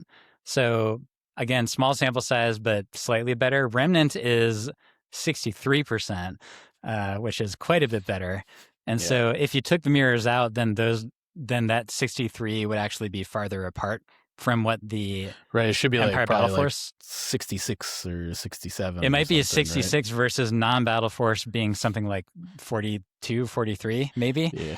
Yeah. Ragnar might be able to break those out for us the next time he does these, but yeah, like and like those two battle forces put together are about a fifth of like the total Empire. And I should mention the Stormtrooper Battalion has also that's at a 52% right now. Blizzard Force getting played the least is at 43, but that's also like pulling it the least direction out of any of those. So if you took those out, then you would have like non-Battle Force Empire doing pretty bad again. Yeah, I mean those things are. I mean, Remnant at 63 is like that. That's bringing that average up significantly. Yeah. And I mean all the battle forces other than Blizzard. I mean Blizzard is basically on the nose for the regular Empire average here, right? Right. Yeah. So I mean it would be worse than 45. Would it drop to 38? No, maybe. I don't think so. I mean, it would be back in the low 40s. I think. Well, we may be able to see when Ragnar gives us the update, but joke's on us. It's 25. Oh, Empire. Things are even worse than they were before somehow. Well, I think it's worth talking about because I do think that like this might be a little deceiving right now with how this is looking. So. And let's see, there's also a couple other stats that Ragnar highlights. One of them is head-to-head win rates. So I would completely ignore Shadow Collective here. I do think the Shadow Collective is not doing great in general. But and by the way, if I didn't mention it earlier, we are going to cover a Shadow Collective tier list once weekways are out. But I feel like that's going to be a pretty big deal in terms of knowing what they can do. It's going to be post-Adepticon at this point, right? Probably, yeah. So it'll be a little while. That said, I think both of us feel good about the fact that Shadow Collective is not in a great place right now, but it's also a battle force. It's also a battle force, not a faction, and only 3% of players are playing Shadow Collective at all. Yeah. So you can basically ignore those numbers. But looking at the head-to-head, the one that is maybe the most striking to me is that it looks like Empire is getting kind of rocked by Rebels. Yeah. Why do you think that might be, Mike? I think they're kind of two factions that are like outside of battle forces. Yeah. Are trying they don't really they sort of kind of list build the same ish, and that like you kind of have to get to a high act count. You got like a couple characters that do some things. Yeah. You maybe have like a vehicle or two or something, but it's not like they're like comboing off like Republic or CIS do, right? Right. Like, Right. There's not really a ton of like inbuilt synergy stuff. So it's like it comes down to like who has better units. Well, turns out the Rebels do. Surprise, surprise. You know, like Yeah. I don't know, like who can do 5 guys in a heavy cheaper? Rebels, right? Like, Rebels don't have the same 5 guys in a heavy problem that Empire do. Well, and not only that, but 4 like guys in a heavy. and like not only that, but Rebels also have like good auxiliary units like Sleeper Cell and land speeders and stuff that like really like buoy their main core of their force, right? Like Empire doesn't have that. The Rebel customizable feels decently better than the Imperial customizable on average. A Rebel list can run Din and Bad Batch, or either one of those two things. And the Cassian Super. That like adds like a third one of those units to the list, you know? And it's just like Empire like has Din. And like there is no without Grogu. Yeah. And there's like Rebels are like, I've got Bad Batch, I've got Cassian super fleets. Like the Empire list just stops at Din. you know, like it's like, all right, okay, yeah. I mean, there's Op Vader, but he's very expensive at that point. And yeah, like whereas Rebels are choosing between like 5 different decent operative choices that they could be putting into their list, or multiple different. They have a couple different commanders that get to cheat with the rules, and Imperial commanders, like for the most part, don't really get to cheat with the rules that much. It does feel like they are kind of both trying to be sort of flood the board and attrition-y. But Rebels seem better at that.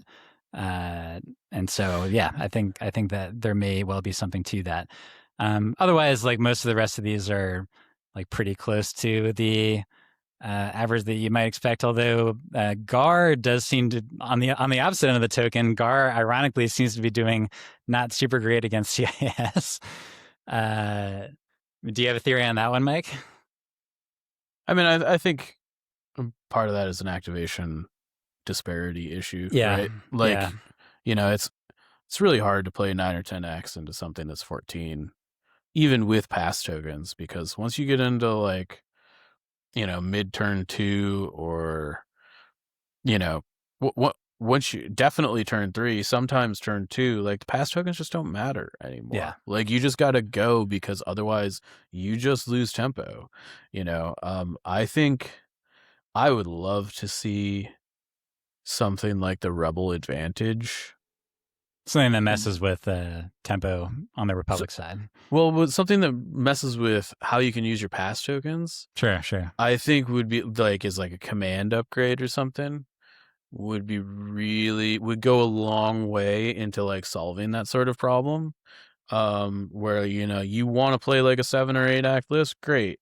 Here you take like a command upgrade that's like you can use your pass tokens to this is probably way too good, but like you can use your pass token to like put a standby down or something, like that would be bare minimum very interesting.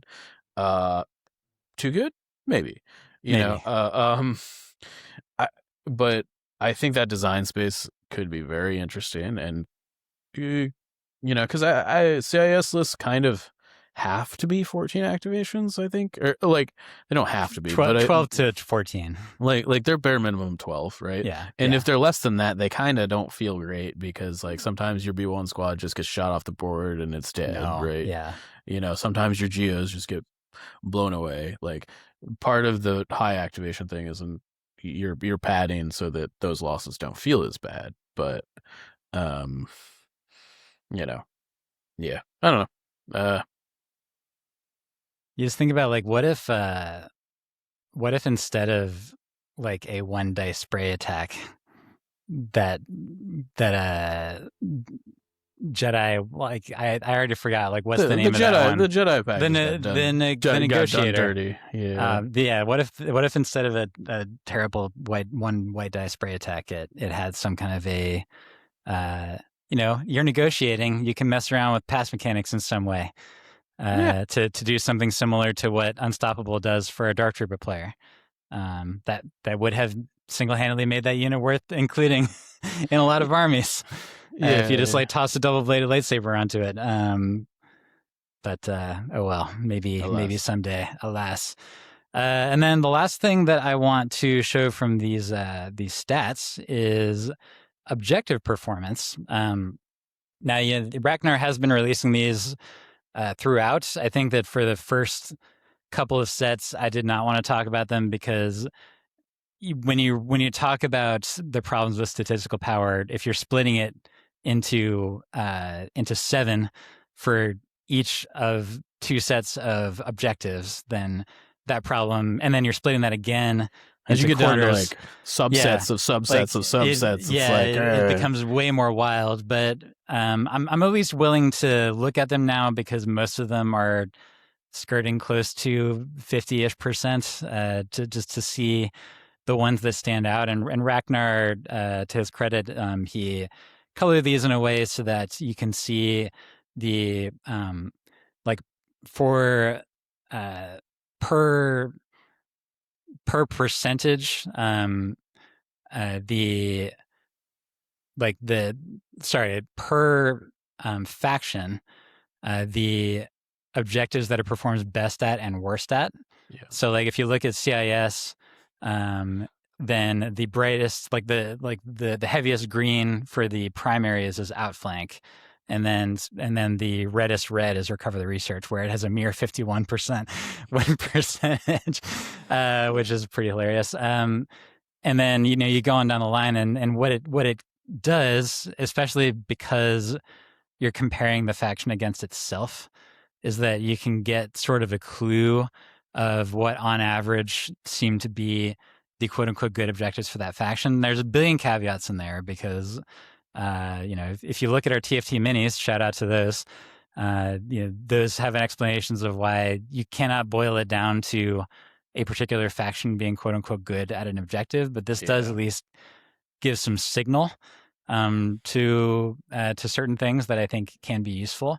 So, we're not going to go through these one by one. This is another big advantage if you're on YouTube that you can look at this.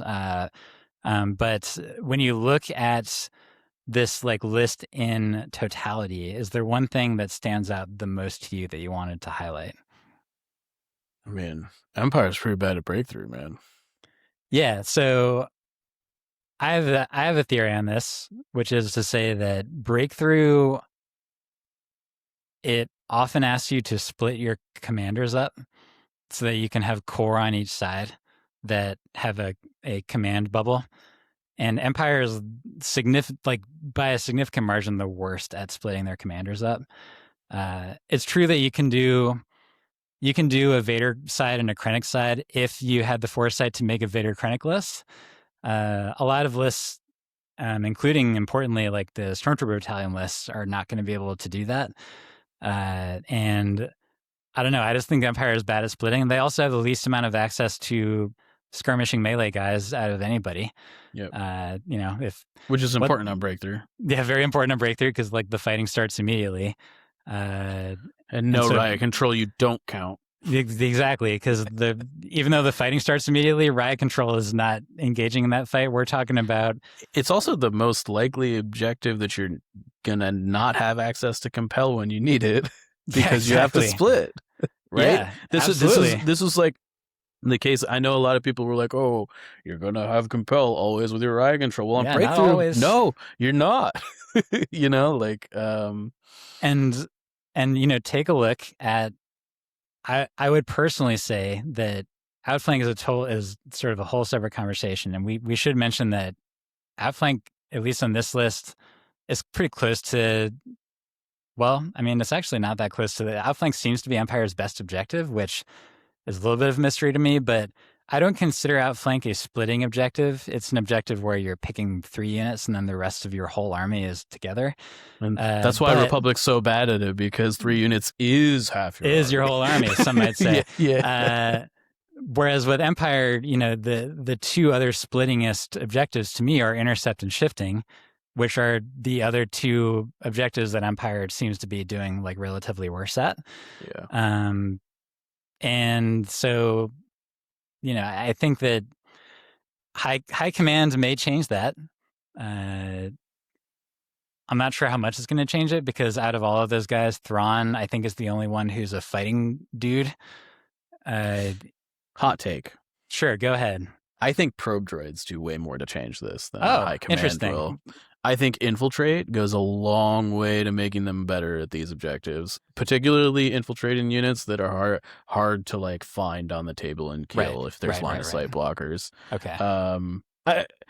We'll see, but like, dropping a like infiltrating probe droid on like your outside shifting point, making it so that you don't have to dedicate like an actual shooty unit to doing that, and just like having it like move with the shifting priority and like just free action observing things. Yeah. Like best 35 points you've ever spent, right? Like, I don't know. You also could, like, from an activation spam standpoint, like if you get like pro droids would allow you to probably deploy the pro droids a little bit earlier, and then that would mean that you can send your scouts out significantly later so that you know where your opponent's strong side and weak side are. Yeah. And that means that the scouts are potentially going to have round 1 targets if your opponent was like a little bit too aggressive. So yeah, I mean, I do think that both from an activation padding standpoint and from the infiltrate standpoint, that pro droids probably will change the math on that quite a bit. So that'll be helpful. And then, the other ones that stand out to me is out of the quote unquote, sorry, it's not quote unquote, out of the actual factions, I should say, the worst performance on this list is Gar on outflank, and then only slightly less worse than that is Gar on shifting. Yep. Outflank is, I think we just talked about it, you have to dedicate at least 400 points of a lot of armies to have a decent set of vanguards. Yeah, and like for Republic can't really do the good outflank strategy that we talk about in our mini unless it very intentionally takes like triple bark. So it's like triple bark list is yeah.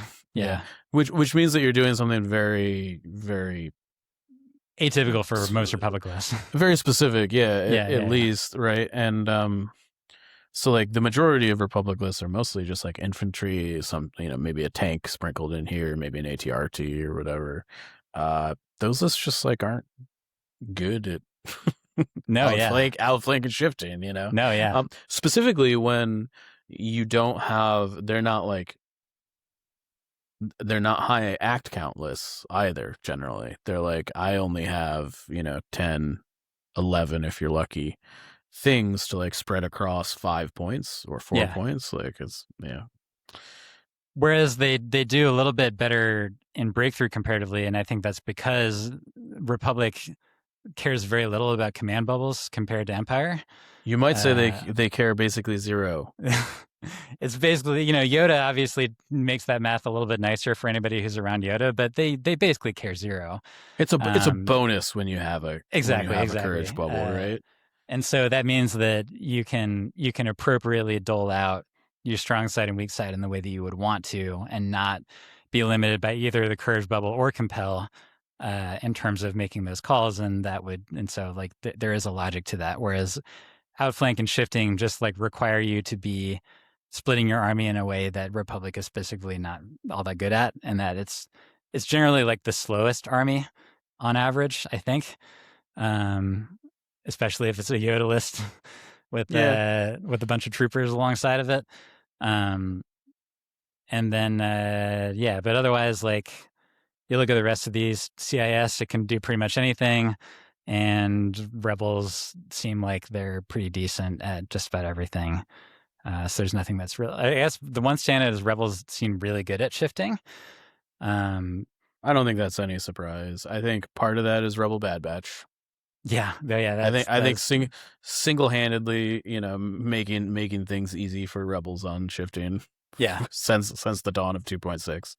And they're also good at moving, but yeah. And just really regular Rebel troopers, like doing a move and a double move or just a move shoot, gets you the dodge and it allows you to chase the objective, and it's just sort of money in the bank. Whereas, again, with Empire, unless you shoved a whole bunch of snowtroopers in your list, which is what Mike and I would recommend if you're not using the two battle forces that we've been talking about, they would have a lot of trouble keeping up with shifting. Looking down at the secondaries, is there anything here that stands out to you? I mean, Republic's bad at enemy base. No surprise. Slowest faction. I actually want to take that back and talk about it for a second, because Okay. I do think that if you think about destroy enemy base, what is the one unit in the game that you would expect to be good at that? Like just topically. Wheelbike Grievous. No. What is the one unit that like canonically should be the best at this objective? Oh, canonically we're talking here? Yeah. Well, Luke Skywalker. It's got to be Bad Batch, right? He destroyed the biggest enemy base. Oh, stop it. You were being such a pain. Torpedo. You're being such a pain in the butt right now. Sorry. Yeah, Bad Batch. Yeah, from a thematic standpoint, Bad Batch, they blow up a lot of enemy bases in that like show. This should be the thing that they just like accurate do auto, right? And they're actually really not that great at it. No, they're not. Rebel Bad Batch is okay at it. Yeah, it's okay. It's like it definitely still gets the bomb every game, but it's like, it's nowhere near of like a slam dunk. For any unit with force push is way better at it. Yeah, that's accurate. And they're all 40 points too expensive. Yeah, so therefore, the mini that is pretending to be a Jedi and is riding a wheelbike that gets to move 3 times with the bomb for some reason. Yep, raise the roof. And then otherwise, Empire seems like they are rough on sweep and clear. Doesn't spread. Like, I think that they're very good in sweep and clear if they're running Gideon and Dark Trooper specifically. But again, that's not most Empire lists. And then the Tempest list would also be okay at it because it has like 3 speeder bikes in a list that's decent for speeder bikes. Otherwise, Empire is also not very mobile. So sweep and clear is pretty bad for it. Recon mission, I think, to me, comes down to the fact that unless you're playing Vader specifically, like there's no great target for recon mission, right? I don't know. I think recon mission is the most neutral secondary. It's because it scores generally equally on both sides, and it also only scores one, like maximum 4 points for the entire game, right? It's also like insanely like it's really hard to not score it. Yeah, that you're right. I think that's like, my dude dropped the thing. Great. My other dude free action picks it up and does the thing, And it's like unless they killed everything, or you like deployed your recon guy with like not your army, so you made a terrible mistake. Like, I don't know. Come to think of it, the one time I prevented it recently was when I used unit cohesion with an Aqua Droid to prevent my opponent grabbing it. Sure. But most people can't do that. Yeah, I mean that's tough to do. Like, I mean, if you have a bunch of bodies, like it's not impossible. Like you could probably do a similar effect with like a super squad, right? Yeah. But I don't know. Recon mission is like pretty hard to feel like you're bad at. I feel like it's what you take if you're bad at other secondaries. Yeah, it's like, I don't know, like surface scan is way more exploitable to me, by your opponent. Yeah. So I don't know.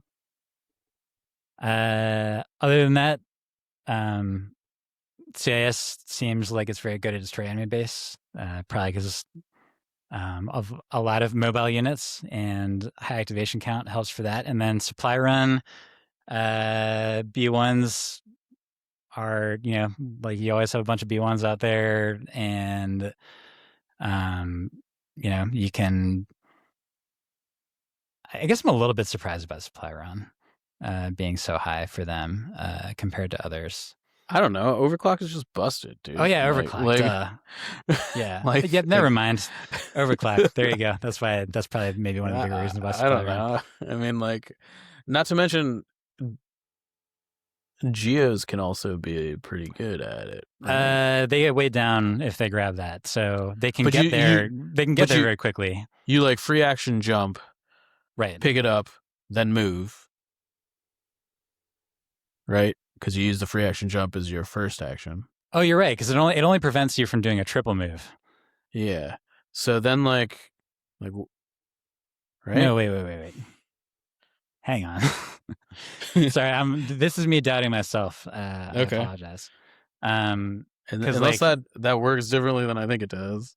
Yeah. So weighed down, what it specifically does is that it can't. So when they're weighed down, they can't use the jump keyword. So you're right that so they use jump first. Yeah. To get in there, and then their two actions are pick up or run away.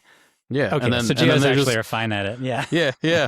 I like it's just like I think a lot of people think that keyword means that like you can't use jump during your activation at all, and like maybe that's what it should be, but that's definitely not what it is. Right. Because the reason I was thinking that is because that's how the speeder asset interaction works. Is right. That if you do 3 moves of the speeder, you can't pick it up. And also, if you pick it up, then you can't do 3 moves of the speeder. But weighed down doesn't have the retroactive blocking. That speeder keyword does. There's like, no man, I jumped first, bro.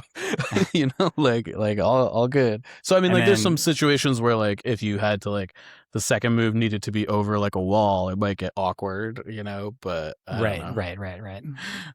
Yeah. And then meanwhile, mobile has none of that restriction at all. Yeah. So look forward to Destroy Enemy Base getting even more fun when the Temus are out alongside General Grievous to, like, if you somehow had order control on all of that, like, I'm just thinking of how conservative would you need to be with your own base to protect it from getting blown up round 1, which is a legal thing to do, by the way. It does not have the round 1 you can't score this restriction that many objectives have. Yeah. I also think I'm generally cautious about Destroy Enemy Base specifically, because I think that it's very easy to just put it in the wrong spot. Oh, for sure. I think it's a new player trap, big time. Yeah, like Supply Run I think has a similar thing, but it's like Destroy Enemy Base is like definitely is got like some of those like, oh, you put your VAPs in the wrong place vibe. I guess you lose. Pretty much. Yeah, to the point where more information. Sorry, go ahead. I was gonna say to the point where I try and avoid it because I still every time I do it because I play Republic, I'm like, I don't feel confident about this at all, so I'm just gonna put it where all my dudes are. Well, putting it where all your dudes are is often the right thing to do. Sometimes it's not, though. It's not but we did talk about this in our TFT mini. So that was recorded before we had the wonders of General Grievous out there, but do think about checking that out. So yeah, that was. I think that we're probably we're not going to go through all of the stats again unless I see something meaningfully change when we do our Adepticon preview episode, which will be in about a month. We'll go over win percentage, and if I see anything like big change for the objective stuff, then I'll point it out. I don't think that it will, because we probably have enough data that it won't change that much. But I think that stuff is interesting, and to me, it's interesting to see some of the logical assumptions bear out in the numbers about the things that these factions are good at and not so good at. And out of all of that, I do think that the biggest revelation, if you want to call it that, is that I don't think that non-Battle Force Empire is doing very well. No, I think it's much worse than Yeah. than it looks like the Empire is doing on paper. And And again, yeah, the tier list doesn't lie this time. yeah. Well, Mike, before we go, I think we should check in with our dear friend C3LP, who's been hanging out in the back of the Sandcrawler, waiting for the inevitable day when I will decide that I've had enough with him and that I'll sell him to farmers that are, likely going to let him get captured by Tusken Raiders at the earliest opportunity. But anyway, what does this piece of crap have to say to us today, Mike? So C3LP wants us to talk about B1 battle droids today. Oh, wow. Okay. Clankers talking about clankers, Yeah. It does seem to name droids a lot. Yeah. I wonder what's going on there. Well, Mike,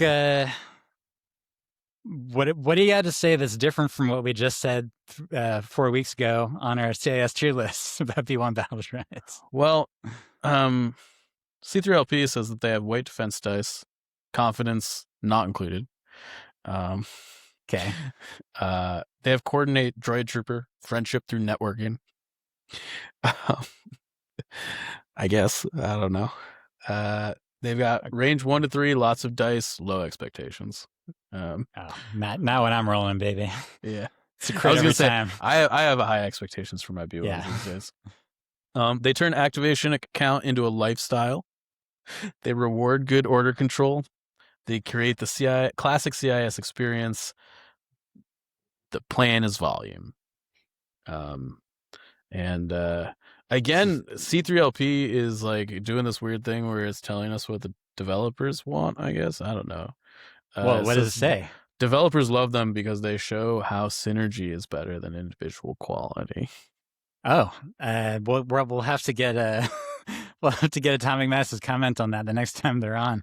Yeah. Also curious how C3LP knows what they're thinking, but yeah. On the table, they flood objectives, provide suppression through existence. They screen your important units, and sometimes they walk into terrain and regret it. And 1 B1 is a problem. 8 B1 units is a philosophy.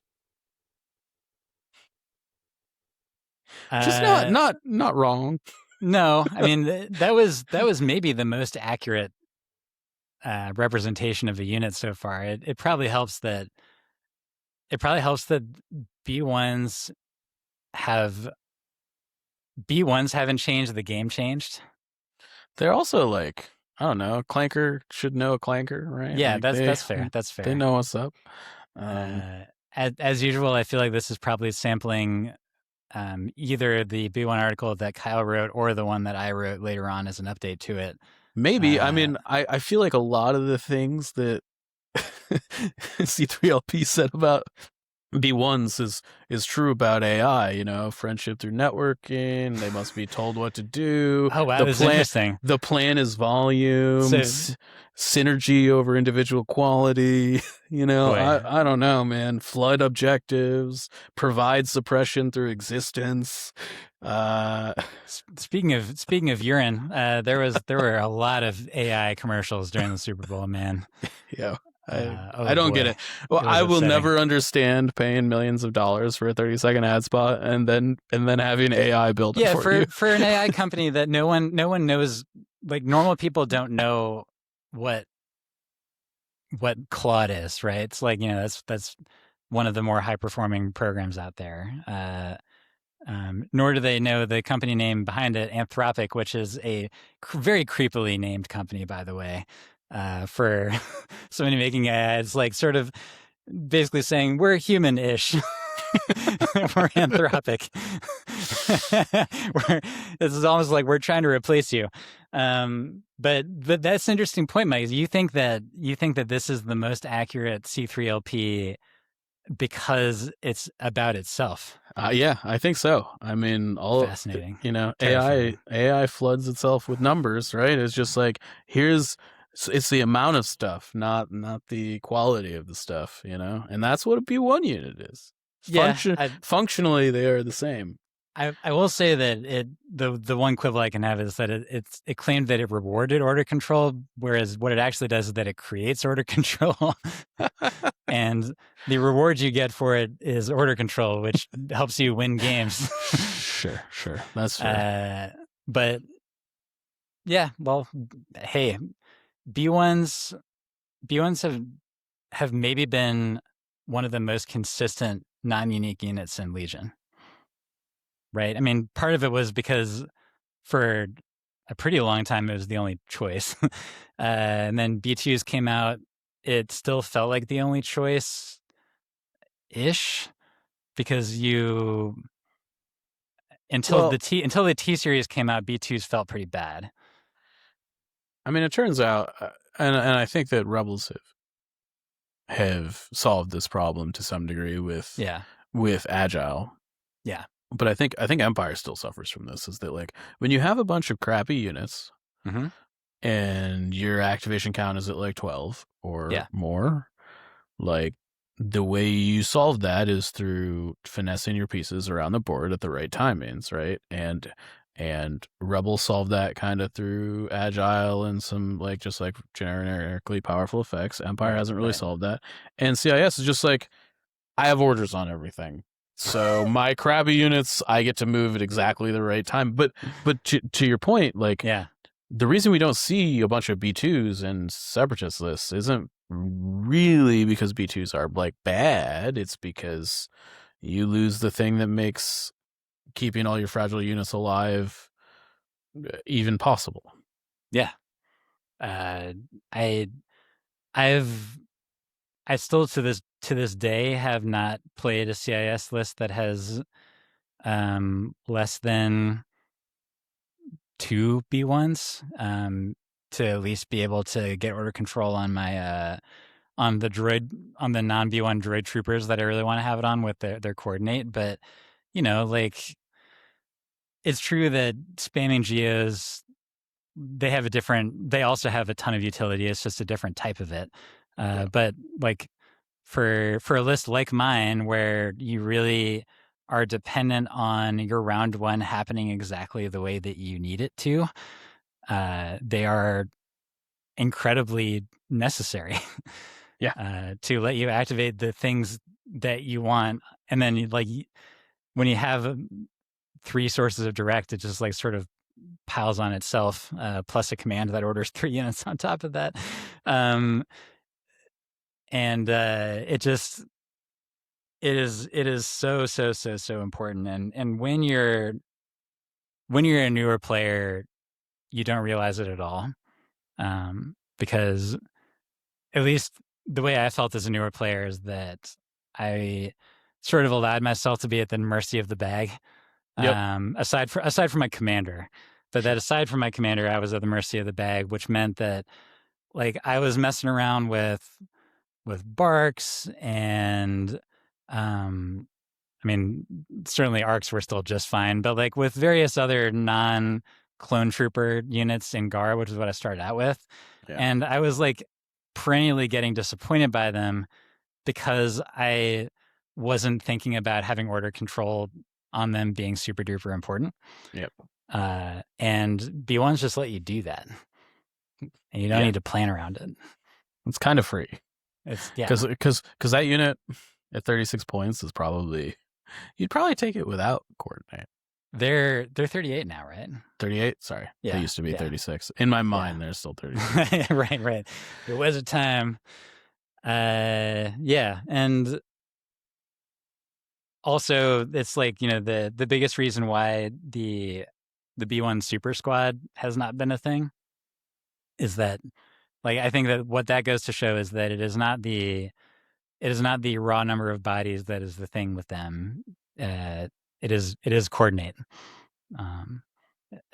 Having 6 bodies can often be very useful.